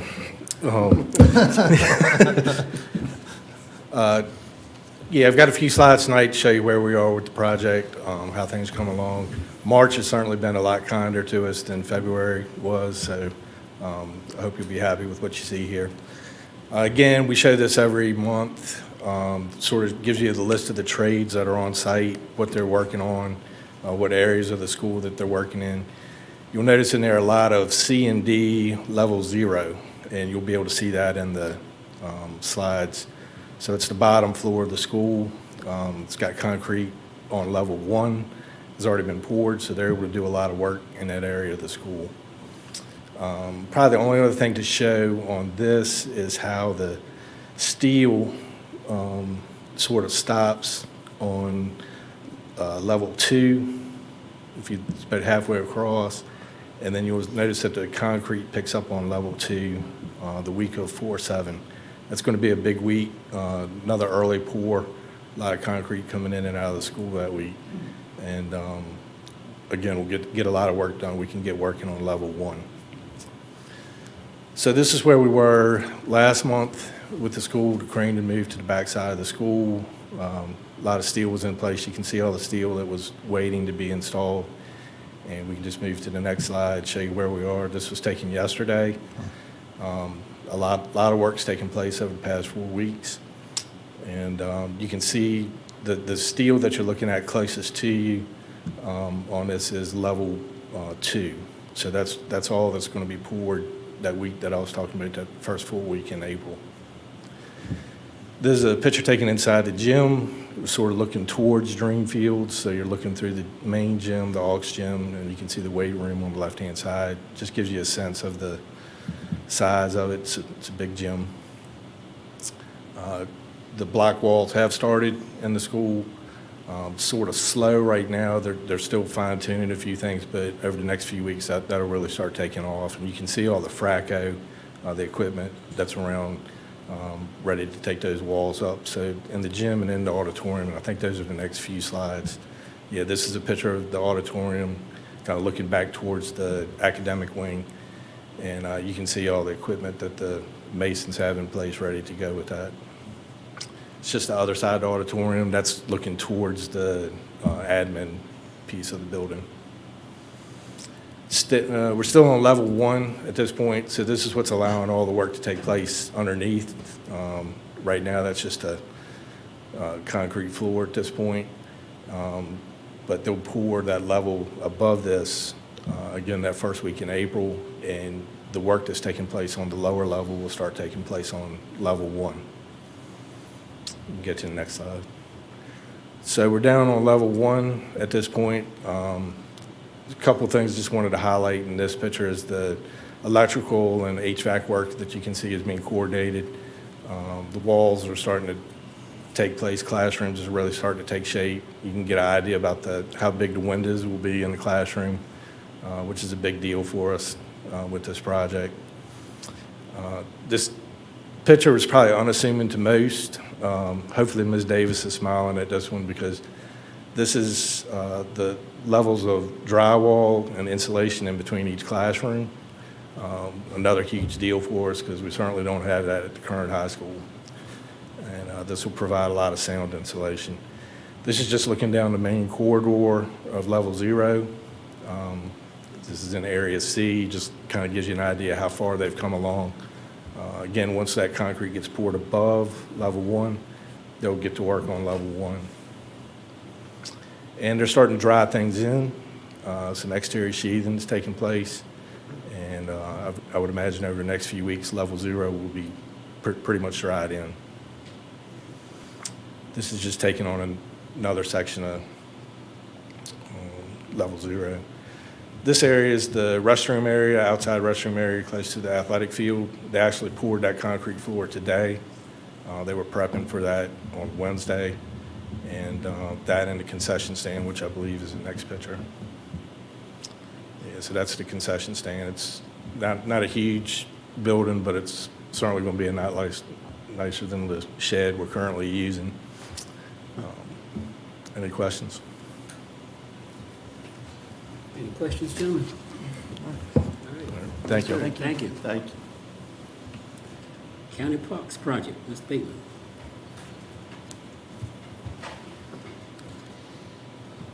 Thank you, Mr. Chairman, members of the board.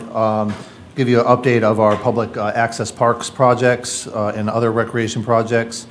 At Westland Beach, the fishing pier is complete. The railings are beginning to go in, as you can see in this picture.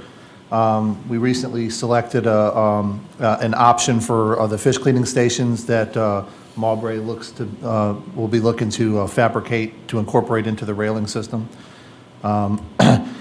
Here's a view of I just kind of showed this because it was really clear, the water was really clear that day, and it looks like the breakwaters are doing a really good job of keeping the water clear. This is just a picture of one of the breakwaters showing the natural accretion of sand. That's important because surveying has begun and marking for the beach restoration and dune restoration portions of the project.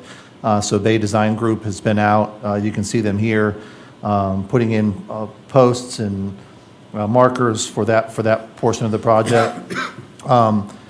Here's an illustration of what they've been marking.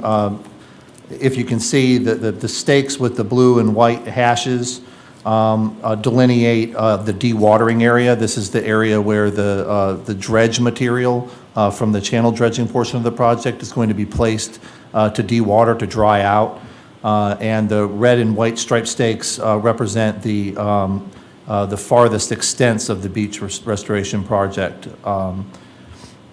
Here's another picture showing the same. And if you look out in the water, and you really can't tell from this picture, the stakes all the way up near the breakwaters that have the orange tape are the lower extents of the beach nourishment and restoration process.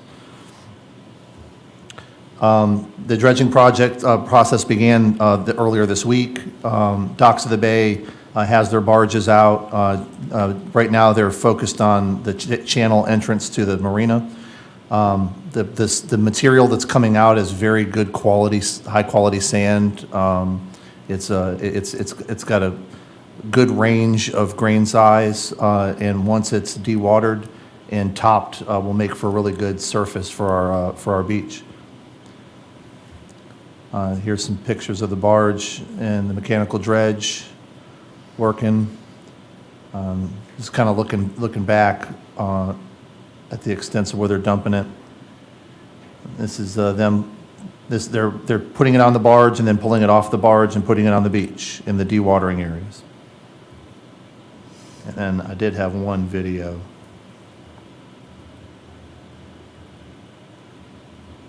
No sound, unfortunately. These guys are really good with an excavator. He said he could pick a flea off my shoulder.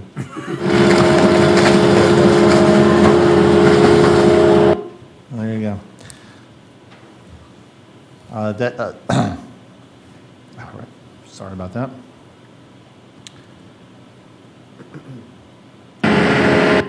There we go. Sorry.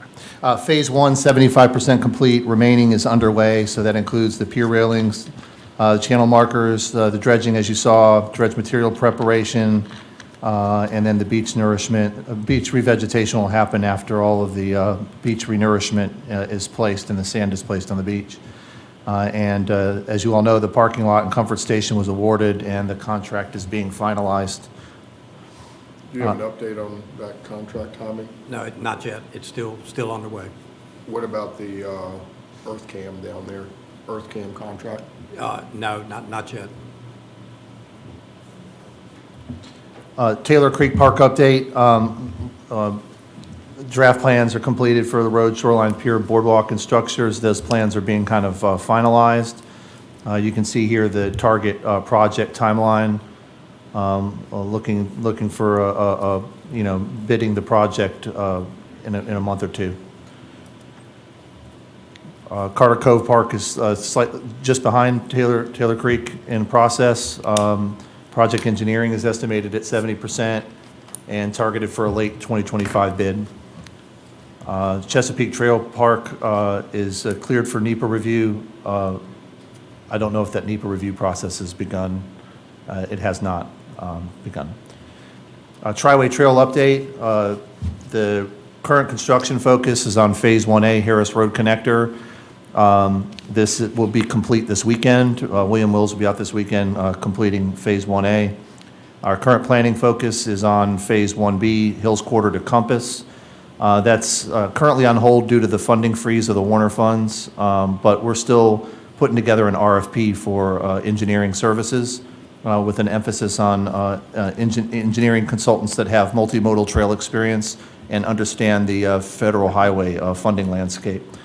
So the funds that were awarded through Warner's office have been frozen? That's correct. By the Trump administration, or? By the administration. And Senator Warner's staff said that they're currently working through the current budget to try to help free up the previous budget in which those funds were a part of. So I've been in direct communication with Senator Warner's staff on progress. I guess we didn't cash that check quick enough.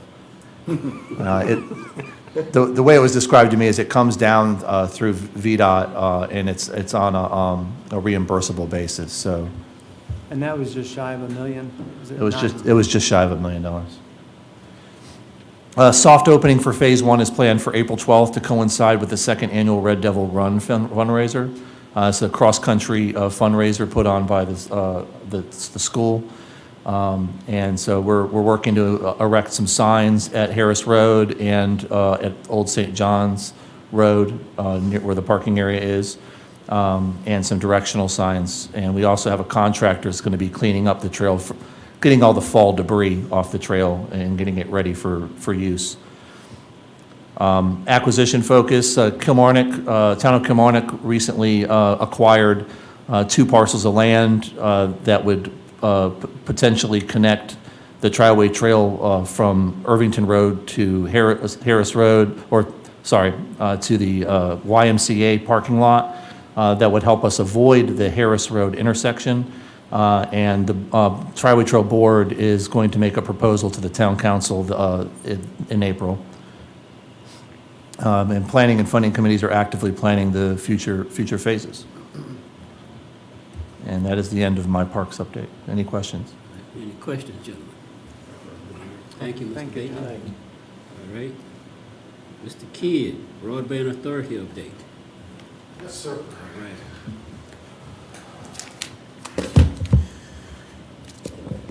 All right, so next slide, please. This is Keith's back of the envelope scratching, so please understand that I had to invent numbers because they don't exist that I can find them. There are reams of information on the FCC data site, and the best I could acquire out of that was the percentages that you see. In Lancaster County, we have 63% of businesses served by cable and 59% in residential. Fiber stands at 4%. So those are the totals that were in the FCC broadband map. These are the numbers that they based all of the information for in the FCC map. The figures you see below are a combination of that percentage that was provided by the FCC and the census data for the county of Lancaster. That obviously is 2020 for the census.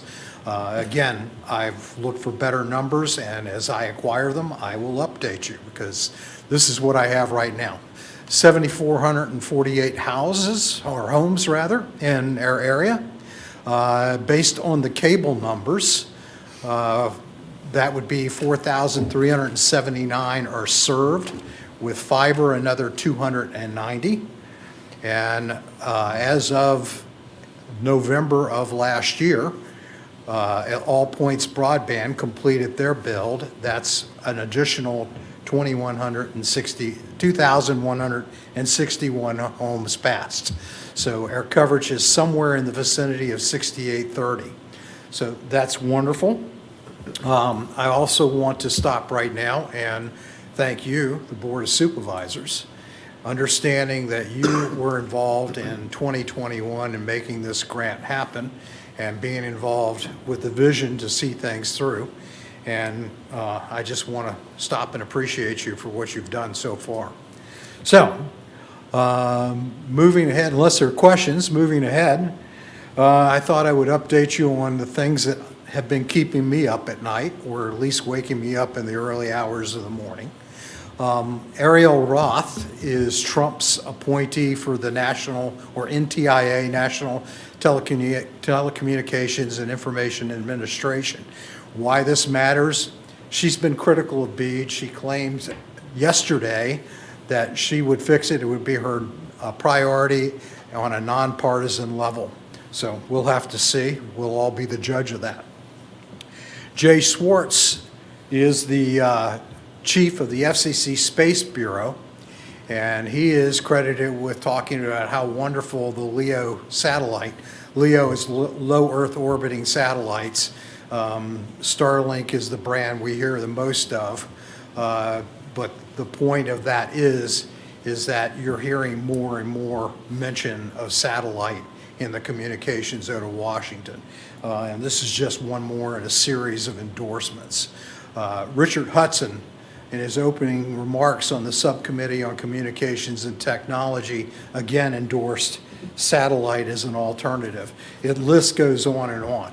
Why is this important? Because the rhetoric that you're hearing out of DC at the moment is that the BEAD rules that are in place are too stringent on technology. Quite honestly, I don't necessarily agree with that. There are a lot of industry groups that disagree with that, but we're going to have to see where this comes out. As you know, $42.5 billion has been allocated in the U.S. for BEAD projects. $1.5 billion of that is for the state of Virginia. That money has yet to be released. We're now 3 years into the program, so you're now hearing a lot of talk about fixing the program and a lot of encouragement from all the people involved not to delay the inevitable. Let's get on with the program, let's make the awards, and let's fix it as we go. So we're waiting to see where that is going to come out.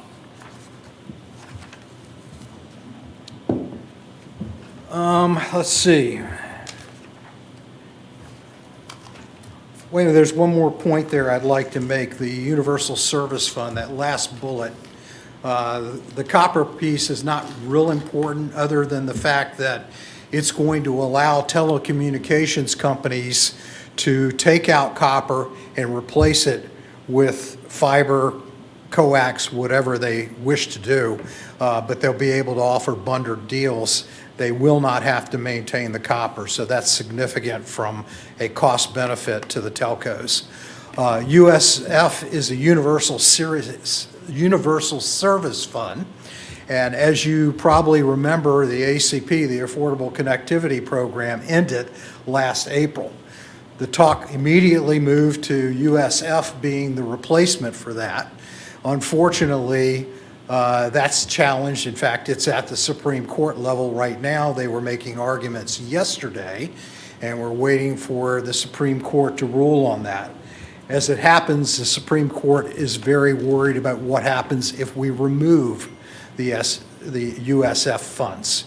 But understand, there's $8 billion in that fund, so it's half the annual FCC budget is in universal service funds. What does that fund? It funds basic telephony for people in need. It funds build-outs in rural areas for broadband. And what they'd hoped to do was expand it to include a stipend for the actual broadband service to people's homes. Next slide, please. All right, so that's enough of the sad news. This is this is a map of Lancaster County, and all those marvelous purple dots you see are BEAD-approved locations within the county. It's very difficult to qualify that right now. I've got to apply for an FCC license to be able to look deeper. The bottom line here that I want you to take into account tonight is that we have a lot of BEAD work that's going on. I've talked to both BreezeLine and All Points Broadband, and they are moving ahead with their state contacts. The state is in the process of finalizing which addresses are going to be accepted. And the last I heard, they expect to be ready from the perspective of knowing who gets what in the June, July timeframe. Now, that still depends on the monies being released from the Fed, but the state is not sitting still. They're moving ahead, so we should be on schedule with that. Now, a bit of sad news from my perspective. You may know that we applied for a VATI grant last year to service 367 addresses. That grant was denied, and we were sent to BEAD. And as a result of being sent to BEAD, it's now in the pipeline for BEAD. Verizon has let us know that they are not going to contend for that. They were behind us and were part of that. But because BEAD's requirement is to service an entire zip code, they were not interested in being part of that. So not to worry, the addresses will go in the pool. They will be awarded to possibly one of 4 grantees, and I've listed those on this final slide for you. APB, BreezeLine, Starlink, and Amazon Cooper. Now, the last 2 obviously are satellites, so I cannot tell you today what that means in terms of who's going to be awarded what. The LCBA is fully staffed. We had volunteers that stepped up to replace people who left us, so I'm very happy about that.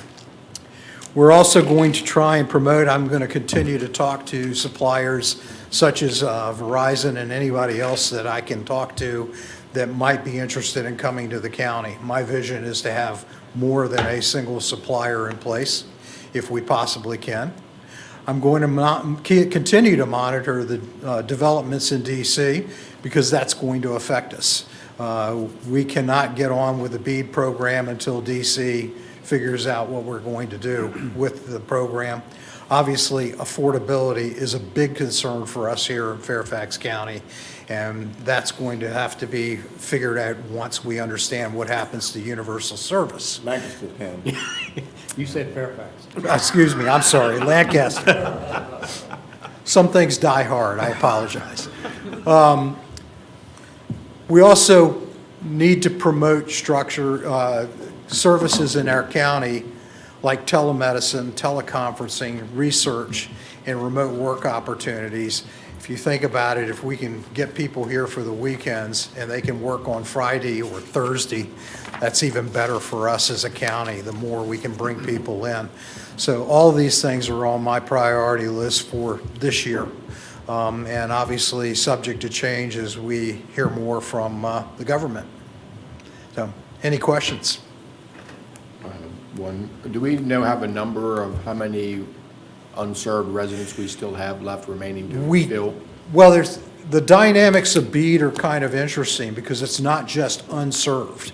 We know that we had applied for 367 unserved with the VATI grant that LCBA launched last May, I think it was. Unfortunately, what has happened since that is that all the suppliers in the county, so BreezeLine and APB and Verizon, all 3 submitted locations to BEAD directly, and that is their prerogative. So what we have right now is anybody that's underserved, meaning if they were connected to a connection that was served with less than 100/20 megabits, would be eligible for BEAD support as well. So I'm working on that. As I said, I have to apply for an FCC license. I can click on every one of those purple dots and give you the address, and I can tell you whether it's served or unserved, but that's a laborious task to go through. What I want to do is get access to the data and scrub it. So I'll try and do that before next month. We're just trying to get to 100% served at some point, and like if we keep having these gaps that we need to fill, we need to locate those, and if the BEAD funding is not going to be available or potentially not available for who knows how long, we may need to seek other opportunities or other avenues to get those people the service that we promised. Absolutely. One of the things that we have struggled with in 2024 was how to get to people and get information from people that want bad broadband. If they come to me, I can look them up. I can tell whether they're on the list. The same thing will apply once we have the BEAD list. We'll know which addresses are served. In fact, I can go look and see if an address is challenged, but as I said, it's an individual basis. I have not found a county-wide database that gives me a list of every address even. I know that I've talked to folks in Lancaster County. They're working on that. We'll have something in the future, but it just doesn't exist today. Well, I mean, to some degree, they exist because everybody that owns a property has a tax bill, so we know where they are. I mean, We can come up with everybody that owns a addresses. house gets a power bill, so somebody knows where they are. The problem is that none of these entities will communicate with each other to divulge whatever corporate secrets they have of their people. And that's why we don't have good maps, because Verizon won't tell anybody who their customers are. Yeah. APB is not going to reveal who their customers are, and so nobody talks to anybody, so nobody really knows. But Yeah, there are that's why I certain had things to that are work. universal. Taxes are universal, and everyone gets a tax bill, so we can track down where people are and whether they have a service or not. Yeah, I can track down through the FCC database whether they're served with which vendors, which right now is one, I mean, because. it would be very simple for a Dominion and APB to put a checkbox on their service. Do you have service or not? And then send the bill back and collect the data, and then give it to APB. It would be easy to do that. It's a question of whether they will share that. And that's the problem I've run into. BreezeLine is not sharing how many customers they have in the county. APB has a database that they put out for the 2,161 addresses in the VATI grant. So again, we can look at that and we can see which address would be a home passed, but we can't tell who was connected. Now, what I think will transpire once the VATI grant process is over is those 2,161 addresses will get populated to the FCC map. Again, it's not going to tell us who bought service. It will only tell us that the home is passed. There's availability. So, and that's the dilemma that I'm really struggling with right now is how do we get people in the county to tell us that they don't have broadband? I mean, obviously, there are some who are vehement about telling us they don't have broadband. Obviously, some tell us really easily, and I mean, as we go into more of these other things like Starlink and Amazon Kuiper, which are satellite, those essentially provide service to anybody who has view of the sky. You're absolutely correct. The view of the sky is important. It won't be 100% of our population, but it will be a godsend in terms of filling certain voids. And the other thing is they're going to have 250, right now, they're going to have 250 meg down and 25 to 50 meg up. They have applied now to, Starlink has already retired over 100 satellites. So they're taking satellites out of orbit and burning them up and launching new satellites. They have bigger rockets so they can take more up at a time. And they're now trying to take gigabit Ethernet satellites up in their latest mission. So, and that, today's message, Starlink is asking for permission to launch gigabit in space. You know, when we started this, so the rules have changed really, because when we started this, satellites wasn't part of it. No. Because you could get to satellites, you were still considered unserved. Well, and that changed in the last year and a half, okay? And if you look, first of all, the definition of broadband went from 25.5, which was 2 years ago when I first came on the board, to 100/20 last year. And the only satellite provider at the moment that meets that is Starlink. The others can't perform at that level. And I'm not sure, I don't know that Amazon Kuiper has launched anything yet. I haven't seen or heard anything about their services. The reason I know they're out there and the reason they're on our list is because they're one of 5 applicants who actually provided a desire to serve Lancaster County with the BEAD request for 2025. We know they know where everybody is. Yes. Absolutely. So yeah, it's a big challenge. We're struggling now, to be honest, but we know we've got to figure out how to find the last addresses so we can serve them. Keith, on your first slide, were you showing us that 8% of our homes do not have it? Is that what I remember seeing? It was 92% 92 served, so served, 8% are unserved, yes. Okay, and that's just a rough number.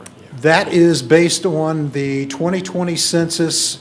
As you see here on this slide, there are 7,448 homes.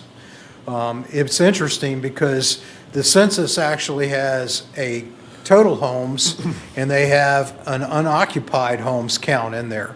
When I tried to work the numbers against the unoccupied count, the math didn't work. So I left it with this, with the caveat that there's room for error in it, and I've got to improve it. The reality is I can't find real numbers in the FCC data. There were reams of information, so it may be there somewhere, but I got a nagging suspicion they're using census data to pull those numbers in anyway. So I'm reasonably comfortable that we're about 92%, give or take. Now, that's a moving target because we've got building going on. So, is it now 91 because we built more homes last year? I can't answer that, but I suspect it's probably the case. Thank you. Any additional questions or comments, gentlemen? All right. Thank you, Mr. Kidd. Well, thank you. We appreciate your service. All right, we're now getting ready. No. All right, Mr. Cole and Mr. Wilson. Just Ted Cole is here He's tonight, the one here. All right. Mr. Chairman, with Davenport Public Finance. Capital Improvement Financing Officer. All right, well, good evening. Ted Cole with Davenport. It's nice to be here. You all should have a hard copy, and I think they're going to pull it up on the screen as well. It's all the exact same presentation, and there are page numbers in the bottom right corner. This is all informational, not looking for any action from you all this evening, and it lines up very nicely with the presentation you had, because we're here to talk about two primary topics. If you could go to page 2, or I can do it if you prefer, I don't know. There we go. Perfect, thank you. School projects, just a little bit of a refresher. Back in May of 2022, the county borrowed, let's just round it off to $60 million for the high school project, middle school, high school complex project. Along the way, had appropriated another $15 million for that project. And we've been working with staff to discuss, the funding for that last $15 million. And the expectation is that we may come back to you all with an approval process to participate in the fall of 2025 Virginia Public School Authority financing program. That is a state-run funding program for public schools. That is what the funding mechanism was back in 2022. So it is likely that's going to be your best option going forward in the fall. That program issues bonds twice a year, once in the spring, which is we're in the middle of that, and then again in the fall. And we'll talk a little bit about next steps for that. But at this point, that is the expectation for what I'll call the completion funding for that school project. And that first borrowing, the money is there, it's being invested, you're spending it obviously on construction costs, but you're also earning interest. So I think one of the things we're going to be working towards is making sure that final borrowing this fall, for example, is sized exactly to what you need, taking into account the earnings that have been accruing on that first borrowing. And I think the initial borrowing, and the county administrator can confirm it for me, I mean, that's ample money to carry you through to the fall, okay? The second topic is the county projects. You also got an update on that. At this point, there's about 9.9, let's round it off to $10 million of projects that have been identified, many of which you saw. There's a more detailed list in the back of this book, but we've summarized many of them here. That gets us, basically to right at 10 million. So we're going to also discuss a funding approach for those projects. And please stop me if you've got any questions here along the way. Page 3 gives you a snapshot and all the detail, snapshot in the graph, but all the detail on the right of the debt that's outstanding for the county today. And you can see there graphically every bar is a fiscal year. So we're starting here with fiscal year 25, which is the year we're in. We're about to wrap that up. Your actual debt service payments will drop a little bit in 26, and then they're going to step back up again in 27, and then they're relatively flat. And again, the lion's share of the debt that's in place today was that $60 million that was issued in 2022. Bottom left, all in, all the debt that has been issued over the years for various projects, be it schools or non-school projects, there's about $78.5 million of debt outstanding. And the payment schedule on the right will show you the principal payments, the interest payments, and total payments on a fiscal year basis. We know that to the penny. That is not going to change unless you choose to accelerate payments or refund debt for savings, all of which could happen in the future. But we know that's the starting point. We'll call it about $5 million a year of debt service. And then what we're going to be working towards is the additional roughly $15 million for the school, $10 million for other county projects would build on top of that. And we'll continue working with staff as those plans get refined to model that debt and make sure that staff is comfortable with how that new level of annual debt service on top of what you have will be folded into future budgets. Okay? So as it relates to the schools, go to page 5 if you would. We've identified here 4 different potential funding sources. One would be a direct bank loan. You've done that before. You go out and solicit proposals from banks. I think one of the likely drawbacks of that is that you will most likely be looking to do 25 or 30-year amortization for that school project. That's what the 22 bond was. It's obviously that facility will have a very long useful life, and that's likely to be the term of debt to get to a more manageable annual payment. And generally with direct bank loans, those are limited to 20 years. So we haven't necessarily taken that off the table, but the expectation was more than likely, because you'd be looking for a longer term payback, that a direct bank loan may not be ideal. But again, we haven't gotten to a point where we have to make that decision just yet. The second one is the Virginia Public School Authority. That's the one that I suspect will be the likely preferred approach, and we'll talk a little bit about the specific details behind their schedule. But it's a very straightforward program. It's used throughout the Commonwealth, and again, you've used it before. Virginia Department of Education literary loans, that's a program that's evolved over the years. Historically, that has not worked real well for the county because your composite index is a relatively high percentage, and that interest rate on that loan program from the Department of Education is tied to your composite index. So historically, it hasn't been a very valuable tool for you all. And the composite index, I'm sure you know, tied to a number of things, but assessed value and things like that has historically made that not particularly attractive for y'all. And then finally, USDA, we maybe have talked about that a little bit. There's a number of challenges in making that program work for this project. Unlikely that that is going to be an option, particularly because this is completion funding for a project that's already underway. That is not typically a program that USDA, a type of project that USDA would participate in. They generally like to be involved from the very, very beginning. So expectation would be direct bank loan perhaps, VPSA likely. And along those lines, you'll definitely have to look at your book on this one. Go to the next slide, 6. This is just side-by-side comparison of bank loans and VPSA. And so you've got to look at columns B and C. That's a direct bank loan with a 15-year term. Again, probably about the shortest term of debt you would want to do.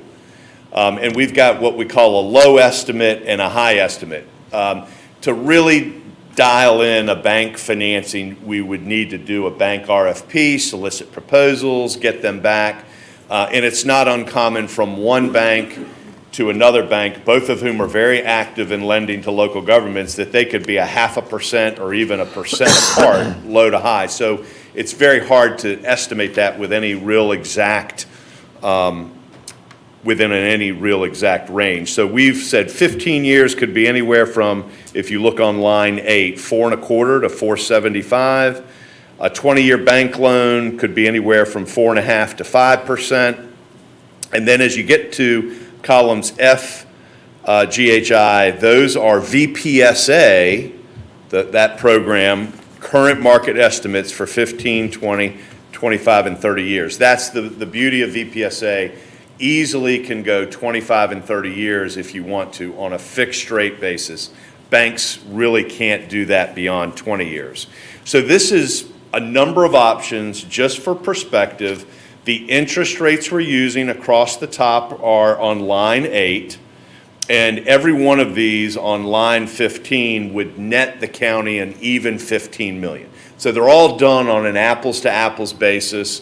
We've accounted for cost of issuance, which will vary between a bank and a VPSA program, but the annual debt service payments, all of which would start in FY27, right? So this is not an FY26 payment that you've got to worry about or consider as part of the budget you're working on. This payment would start in FY27 because we are talking about a fall of 2025 borrowing, and that means the first payment would be beyond July 1 of 26, FY27.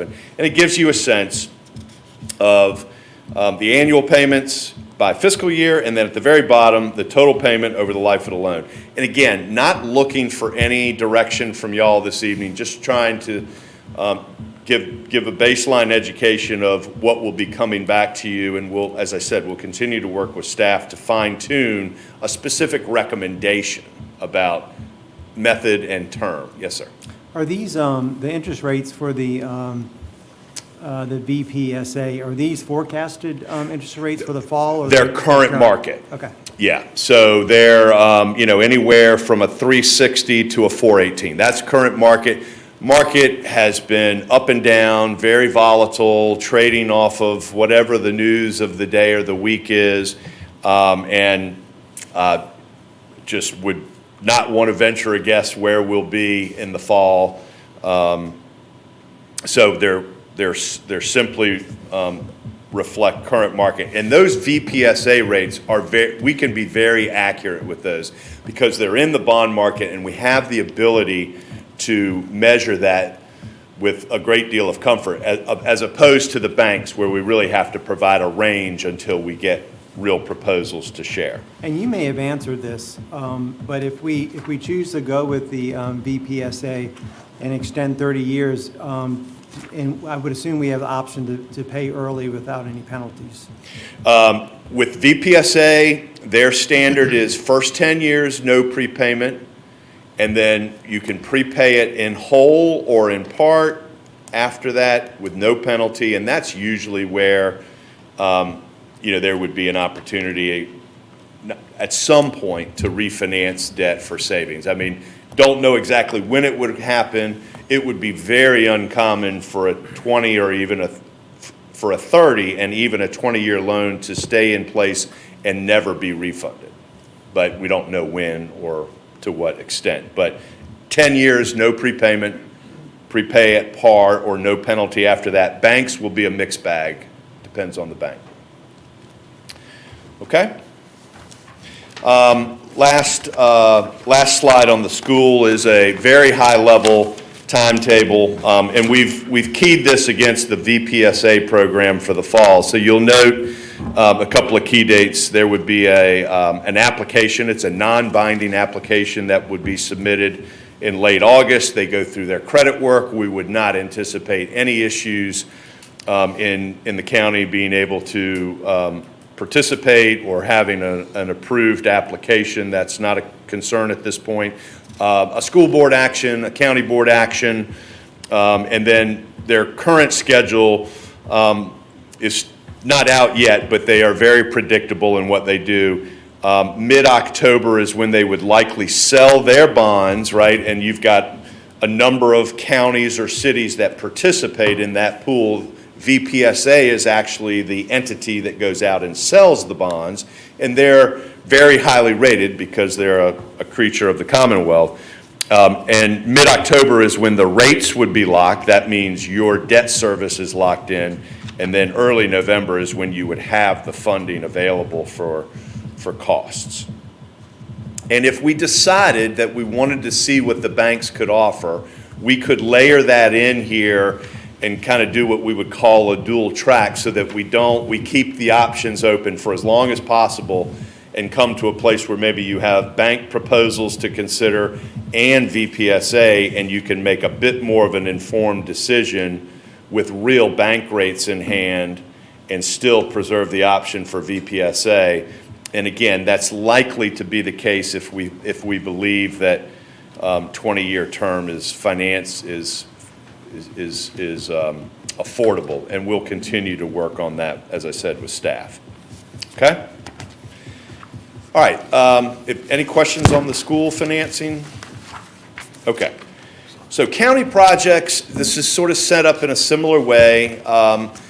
There are, again, roughly 10 million. The two likely candidates that would be most viable for this would be either a direct bank loan, again, very similar to what I described a moment ago with the school, and another state program. VPSA is just for schools, and there's another state program called the Virginia Resources Authority. The county has used that before.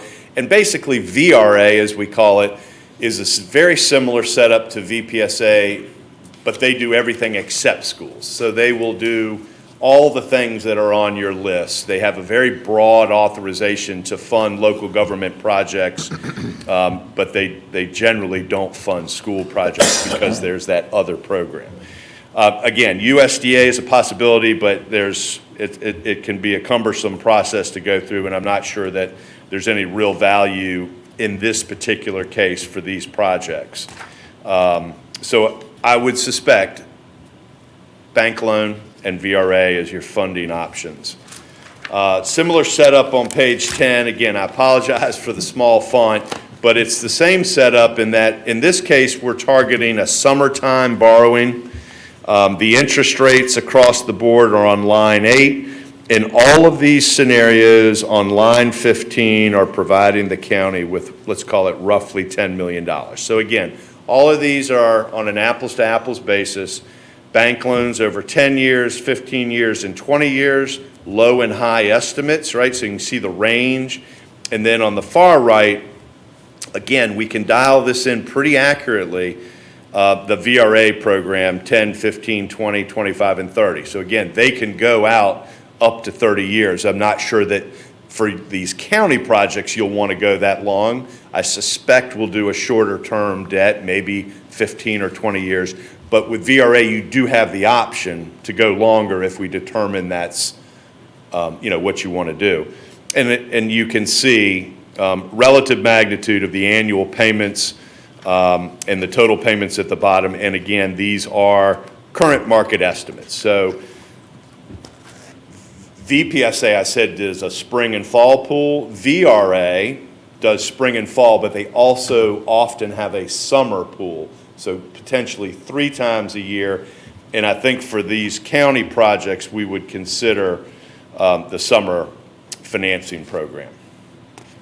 And like I said earlier, we could dual track it with a bank so that we could come back to you with real bank proposals that are non-binding, meaning you're not obligated to take one of them, but you've got real ones in hand rather than us talking about estimates.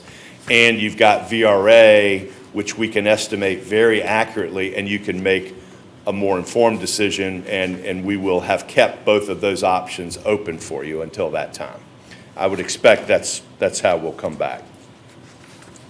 And we've laid that out on page 11, a bank loan on the left. And a bank loan, might take 60 days, and you can start that anytime you want. You have complete control over going to a bank and borrowing. So you could start it tonight, you could start it in June. With VRA and VPSA, you are sort of you've got to go with their schedule. And VRA has a May 1 application deadline for their summer pool. Again, a non-binding application. They do their analysis. They do their credit underwriting. Again, no expectations we would have any problems there. County board meeting only. No school would be involved here, no IDA. They would sell their bonds. They're very specific. July 22nd, that's when the rate would be locked in, and you would have your money at closing in early August. And so if we determine that we want to do this dual track, we would set up a bank RFP schedule to line up right next to that so that we can come back to you and say, okay, here's the banks, here's VRA, which option do you want to go with?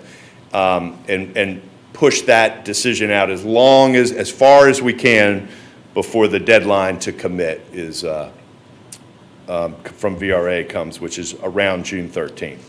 So I think that's the likely approach that we'll recommend, and we'll work with staff to put that in place.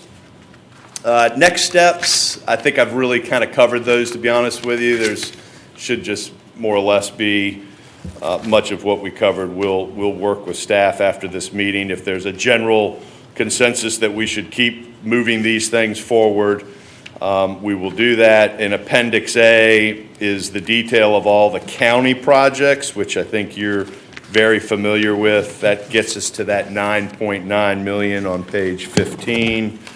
And then in the very back, which I'm not going to go through, is the detail of all your existing debt obligations, everything that has been issued over the years, if you'd like to take a look at any of that. But all of these, we don't know what the rates will be, but all of these would be funded on a tax-exempt basis because they're public purpose. They would be fixed rate, not variable rate. And they would have the ability to prepay in the future. It just depends on bank versus one of those state programs. Any questions? Questions, gentlemen? Do we need any action to, for the May 29th meeting to have, especially for the smaller loans, to have the bank versus the VRA? I think it would be staff recommendation to go with the BPSA fall pool for the $15 million for the school, and it would be staff recommendation to go with a dual track proposal, bank loan versus VRA summer pool, and follow that timeline. That would be staff's recommendation. That's been, the conversations that I've had with Ted and his staff. Just throwing that out there. I would agree with that. I was thinking one of the deadlines, we had to do something by May 1st. Did I miss that? That's the VRA application, yeah. So if there's a general consensus with that, that's certainly all we need to work with staff to start an application and that bank RFP. And we'll put a schedule together that staff can share with you that shows exactly what meetings we would target. Is one of the other differences too, I know in the past when we've gone with bank loans, we've had to put up collateral. You'll need collateral with VRA as well. So for the county projects, the 10 million, whether we go with a bank or we go with VRA, there will be some real property collateral that has to put up, and we'll sort through that, if you will, and have that as part of our recommendation. With the school borrowing in the fall, there is no real property collateral. That loan through VPSA, likely where we'll go, is actually secured by your taxing authority as a county, in which case you don't need to put the building up. But for the summer, the county, the 10 million, will have some piece of collateral to secure the loan, either way, bank or VRA. Thank you, sir. Okay? You got what you need? Yes, sir. All right. I'll follow up with you. All right. Thank you very much. Thank you. Okay. Thank you. Thank you very much. Thank you. At this particular time, we get ready to move into the public hearing section. And again, you have 3 minutes to speak. It will be up on your screen to see how much time you have. And when you have 1 minute left, Mrs. Hall will hold up the sign, let you know you have 1 minute left. Okay? All right, so Mr. Gill? Mr. Chairman, the first public hearing tonight is on the proposed FY26 public school budget. You've had two joint meetings with the school board, one at your January meeting, one at the February meeting. The school board adopted its budget, proposed FY26 budget at their March 10th meeting. That synopsis is in your package. It was also advertised in the Rappahannock Record last week. It includes level local funding from the County of Lancaster. That level local funding is $14,116,068 under general operating and $120,424 under textbooks. Again, that is the same as the adopted local funding in the FY25 school budget. There is an overall $533,125 increase over the adopted FY25 school budget when you take into consideration state, federal, and other funding. The Board of Supervisors will take public comment tonight. You cannot make a decision tonight. State code requires that you must wait at least 7 days before adopting a school budget with or without modification. And when you adopted your budget calendar back at your January meeting, you scheduled Thursday, April 10th at 7 p.m. as the date and time to adopt a school budget. This issue has been advertised as required by law, and to date, I've received no input from the public. Okay. Gentlemen, you have any questions of Mr. Gill before I open it up to the public for comments? Okay, at this time then, the floor is now open for public comments. Anyone want to comment? Anybody online?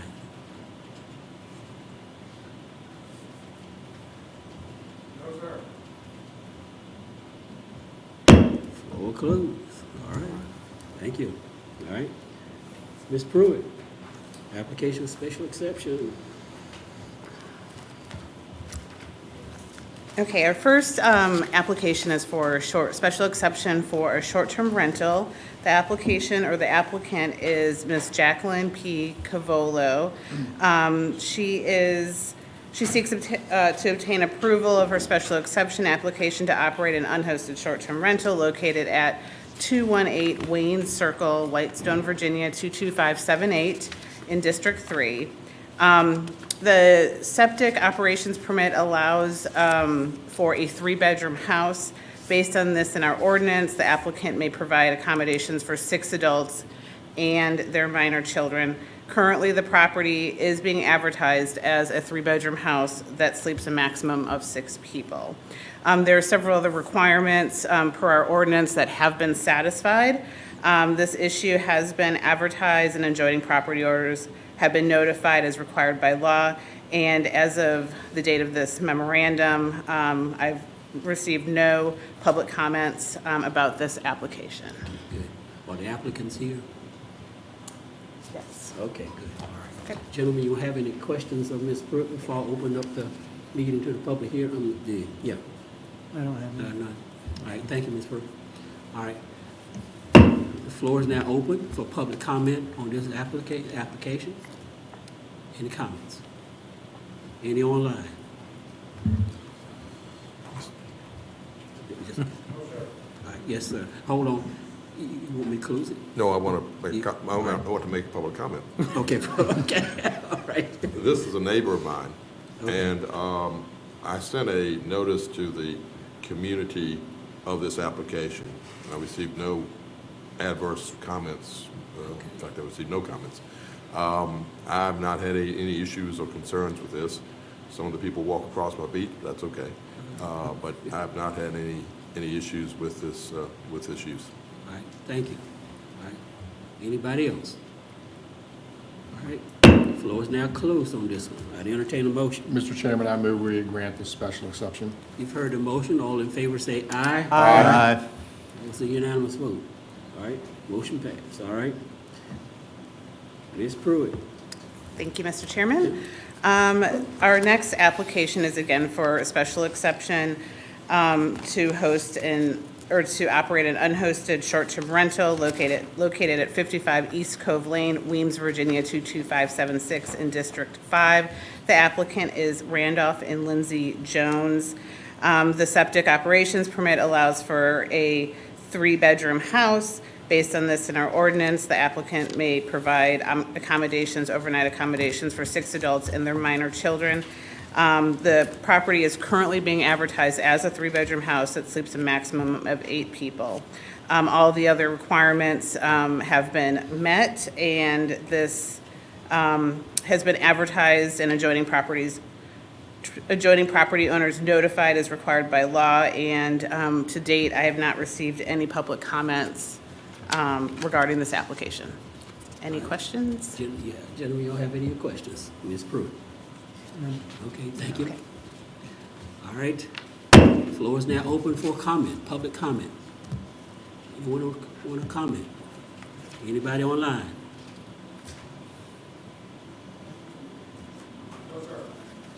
Okay. Floor now closed. I entertain a motion. Mr. Chairman, I move that we approve this special exception. All right, you've all heard the motion. All in favor say aye. Aye. All right, that's a unanimous vote. Motion passed. Ms. Pruitt.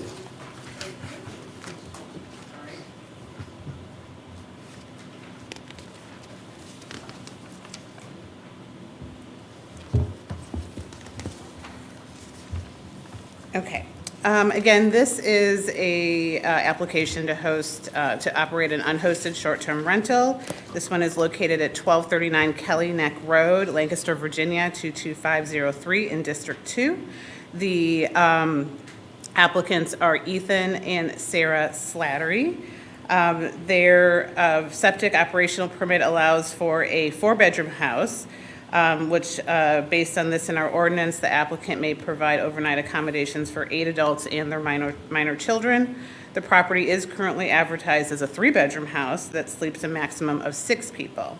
The other requirements of the ordinance have been satisfied, and the issue has been advertised and adjoining property owners notified. I did receive one public comment, which is in your packet. It was an email. But other than that, I haven't received anything else in writing. Okay. Any questions? Any questions? All right, I just want to reemphasize, you said Virginia Department of Health has authorized this site for 4 bedrooms. 4 bedrooms. They want to advertising for 3. 3 bedrooms. Okay, good. Thank you. The floor is now open for public comment. Anybody online? Yes. Okay. All right, sir, you may speak. Hi, my name is Ethan Floyd. I am the grandson of property owner across the street at 1204 Kelly Neck Road, and I speak for the entire Mintz family when I express my opposition to this application for a short-term rental. My first concern is the environmental impact it will have on the Coratoman River. I know this property is specifically located in a cove, which is a very delicate ecosystem, and I am worried that the short-term renters will not have the obligation or the concern to protect this delicate ecosystem. Littering and other negligence is a big concern of mine when it comes to short-term renters, because it's not their property. You know, they don't have the same obligations to care for it as a resident would. My second concern is on housing costs and property value in the area. Studies have shown, most notably from the Harvard Business Reserve, that short-term rentals have gone to increase property values and therefore property taxes. And given that Lancaster County has a median household income 26% lower than the state median income, I think that this increase in property taxes will have a bigger effect on the residents of Lancaster County.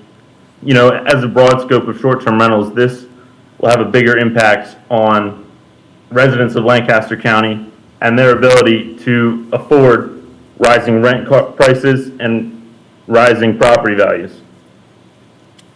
Those are my 2 main points. Thank you. Okay, thank you, sir. Anyone else?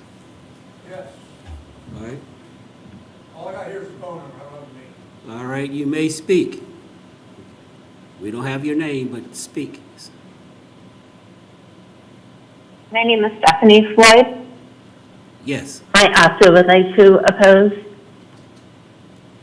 This is a very rural, small neighborhood, and the extra traffic that could come with this rental, the homeowners said they had an 8-spot parking area. I'm concerned about the overflow of that many folks coming into this small gravel country area.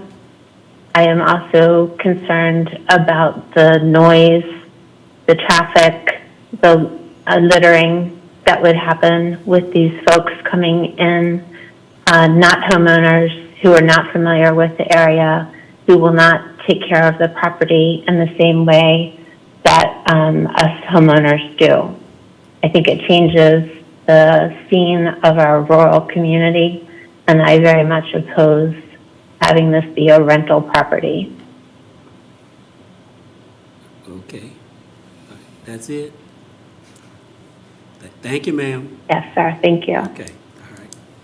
Anyone else?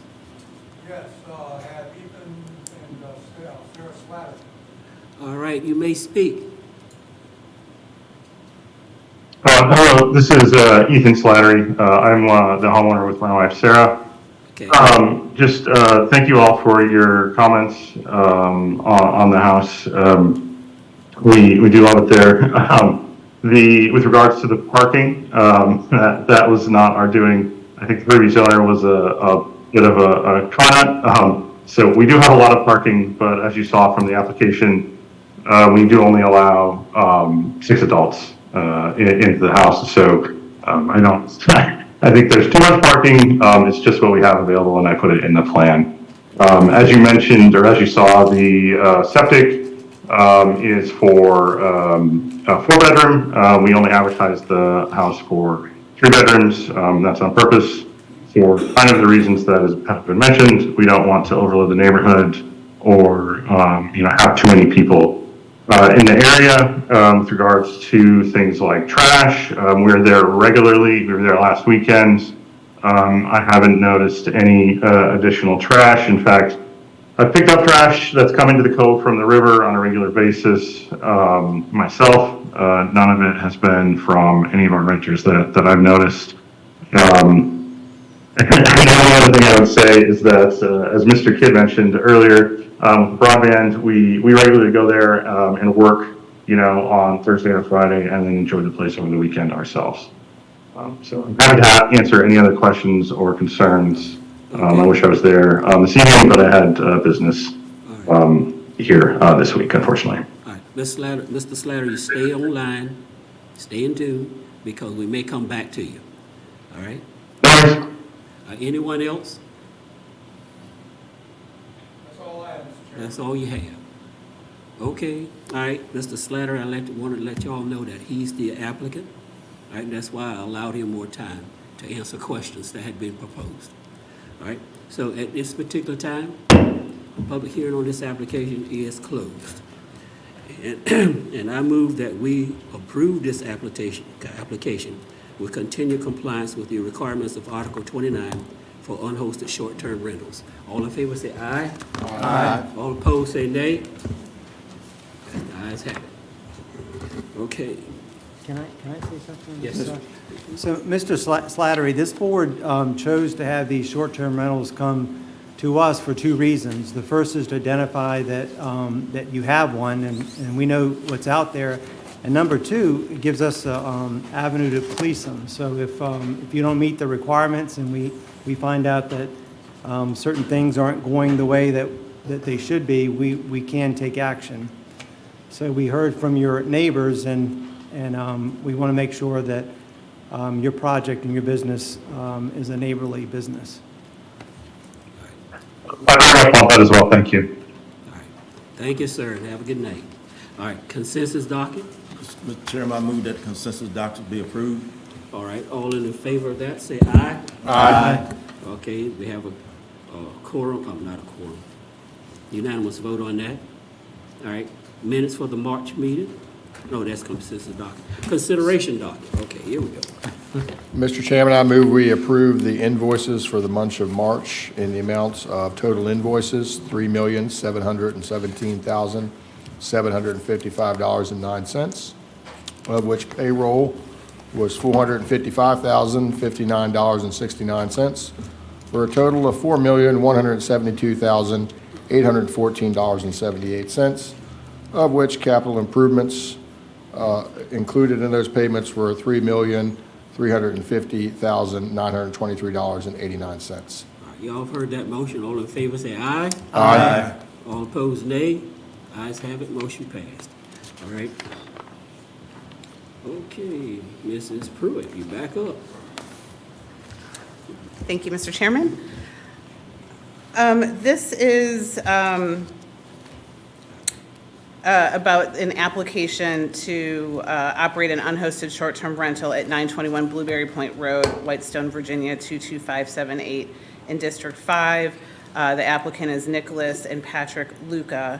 This special exception request was previously tabled at the last Board of Supervisors meeting on February 27th. In order to obtain evidence that the application has amended the short-term rental advertisement to list a 4-bedroom house instead of a 5-bedroom house, as well as to obtain any pertinent information regarding actionable crime, noise, or nuisance issues related to this property from the Sheriff's Office. Included with your memo were the VRBO and the Airbnb advertisements that list or highlighted their listing, the listing actually where it says, 4-bedroom, such and such people. At the time, we did not have the report from the Sheriff's Office, but we did receive that, and that was handed to you prior to this meeting. So you can see that there are 3 items there, and one in particular is a noise violation that was brought up at the last meeting, and so that information is in there as well. Since that last meeting, we did receive another public comment, which was an email that was also provided in the packet to you. Any questions? Do I have any questions? So is it, am I correct in the police report that one of the incidents was a medical emergency of some kind? Yes, it looks like somebody at the home was having a medical emergency and called the 911 EMS for that. Any further questions? Thank you. Okay. All right, I entertain a motion. Mr. I move that we approve the special exception. All right, you've heard the motion. All in favor, say aye. Aye. All opposed, nay. Motion passed. All right. Okay, last one. This is, again, an application for a short-term rental at 148 Holgate Way, Weems, Virginia, 22576 in District 5. Applicant is Geneva Middleton. Again, this one was tabled at the last board meeting on February 27th in order to obtain evidence that the applicant has amended the short-term rental advertisement to list a 3-bedroom house instead of a 4-bedroom house. She has done that, and that a copy, and she's only listing through VRBO. So that is the Airbnb. She's not listed on that one. So that copy of that was in your memo. Other than that, we have not received any other public comments since that last meeting. Thank you. Any questions, Ms. Pruitt? Okay, thank you, Ms. Pruitt. At this time, I entertain a motion. I move that we approve this special exception. All right, y'all have heard the motion. All in favor, say aye. Aye. Any nays? All right, motion passed. Board reports. Gentlemen, y'all have any board reports? I just have a quick comment. Okay. I would like to thank you all for allowing me to serve on the Rappahannock River Basin Commission. We had our quarterly first meeting of the year this past Wednesday, and I've completed my 5 years as the chairman of that commission and was awarded a commendation for that service. And I thank you. I just wanted to bring that and show that to the fellow board members and to the public. So thank you all. Miss Reporter, you want a picture? I took one with the chairman of the commission. I'll send it to you. All right, good, okay. All right, thank you. For representing us well. Thank you. It was an honor. Okay. All right, any other board reports? At this time, I'd like to reappoint Charles Lee to the Northern Neck Planning District Commission. All in favor, say aye. Aye. All opposed, nay. Charles has been reappointed. Also like to report Martha Little to the Wetlands Board. All in favor, say aye. Aye. All opposed, nay. Ayes have it. Ms. Martha Little has been reappointed. All right, County Administrator report. Mr. Chairman, I don't have anything else. It's been a rough few weeks with budget season.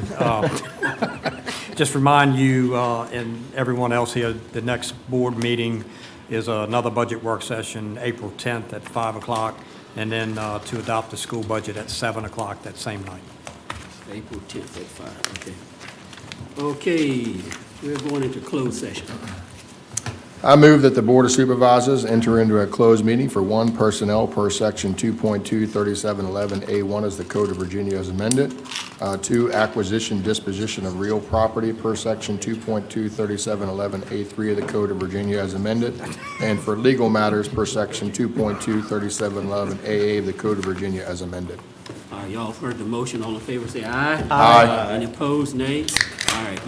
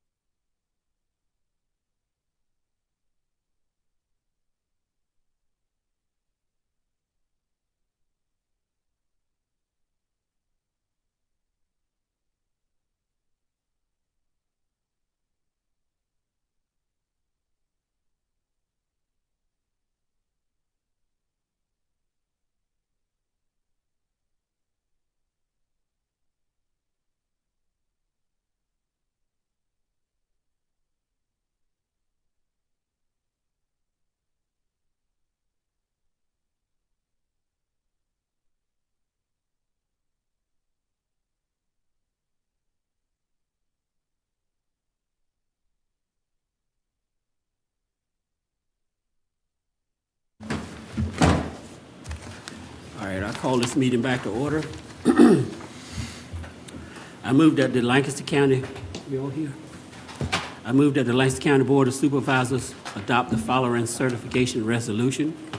Whereas the Lancaster County Board of Supervisors convened in a closed meeting on March 27, 2025, pursuant to an affirmative recorded vote on the motion to close the meeting to discuss personnel, legal matters, and acquisition, disposition of real property in accordance with section paragraph 2.2-3711.A.1 and 2.2-3711.A.8 and 2.2-3711.A.3 of the Virginia Freedom of Information Act. And whereas section paragraph 2.2-3712D of the Code of Virginia requires a certification by the Board of Supervisors that such closed meetings was conducted on conformity with Virginia law. Now, therefore, be it resolved that the Lancaster County Board of Supervisors hereby certifies that, to the best of each member's knowledge, number one, only public business matters lawfully exempted from open meeting requirements under the Virginia Freedom of Information Act were heard, discussed, or considered in the closed meeting to which this certification applies. And two, only such public business matters as were identified in the motion by which the closed meeting was convened were heard, discussed, or considered in the meeting to which this certification applies. Before a vote is taken on this resolution, is there any member who believes that there was a departure from the requirements of number 1 and number 2? If so, identify yourself and state the substance of the matter and why, in your judgment, it was a departure.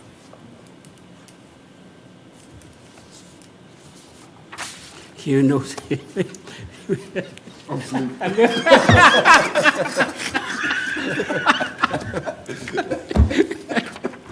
Hearing no statement, I call the question. Mr. Phelan, I certify. Mr. Bellows? I certify. Mr. Lee? I certify. All right, Mr. Geezy? I certify. All right, Mr. Smith? I certify. Okay. All right, certification. I felt him looking at me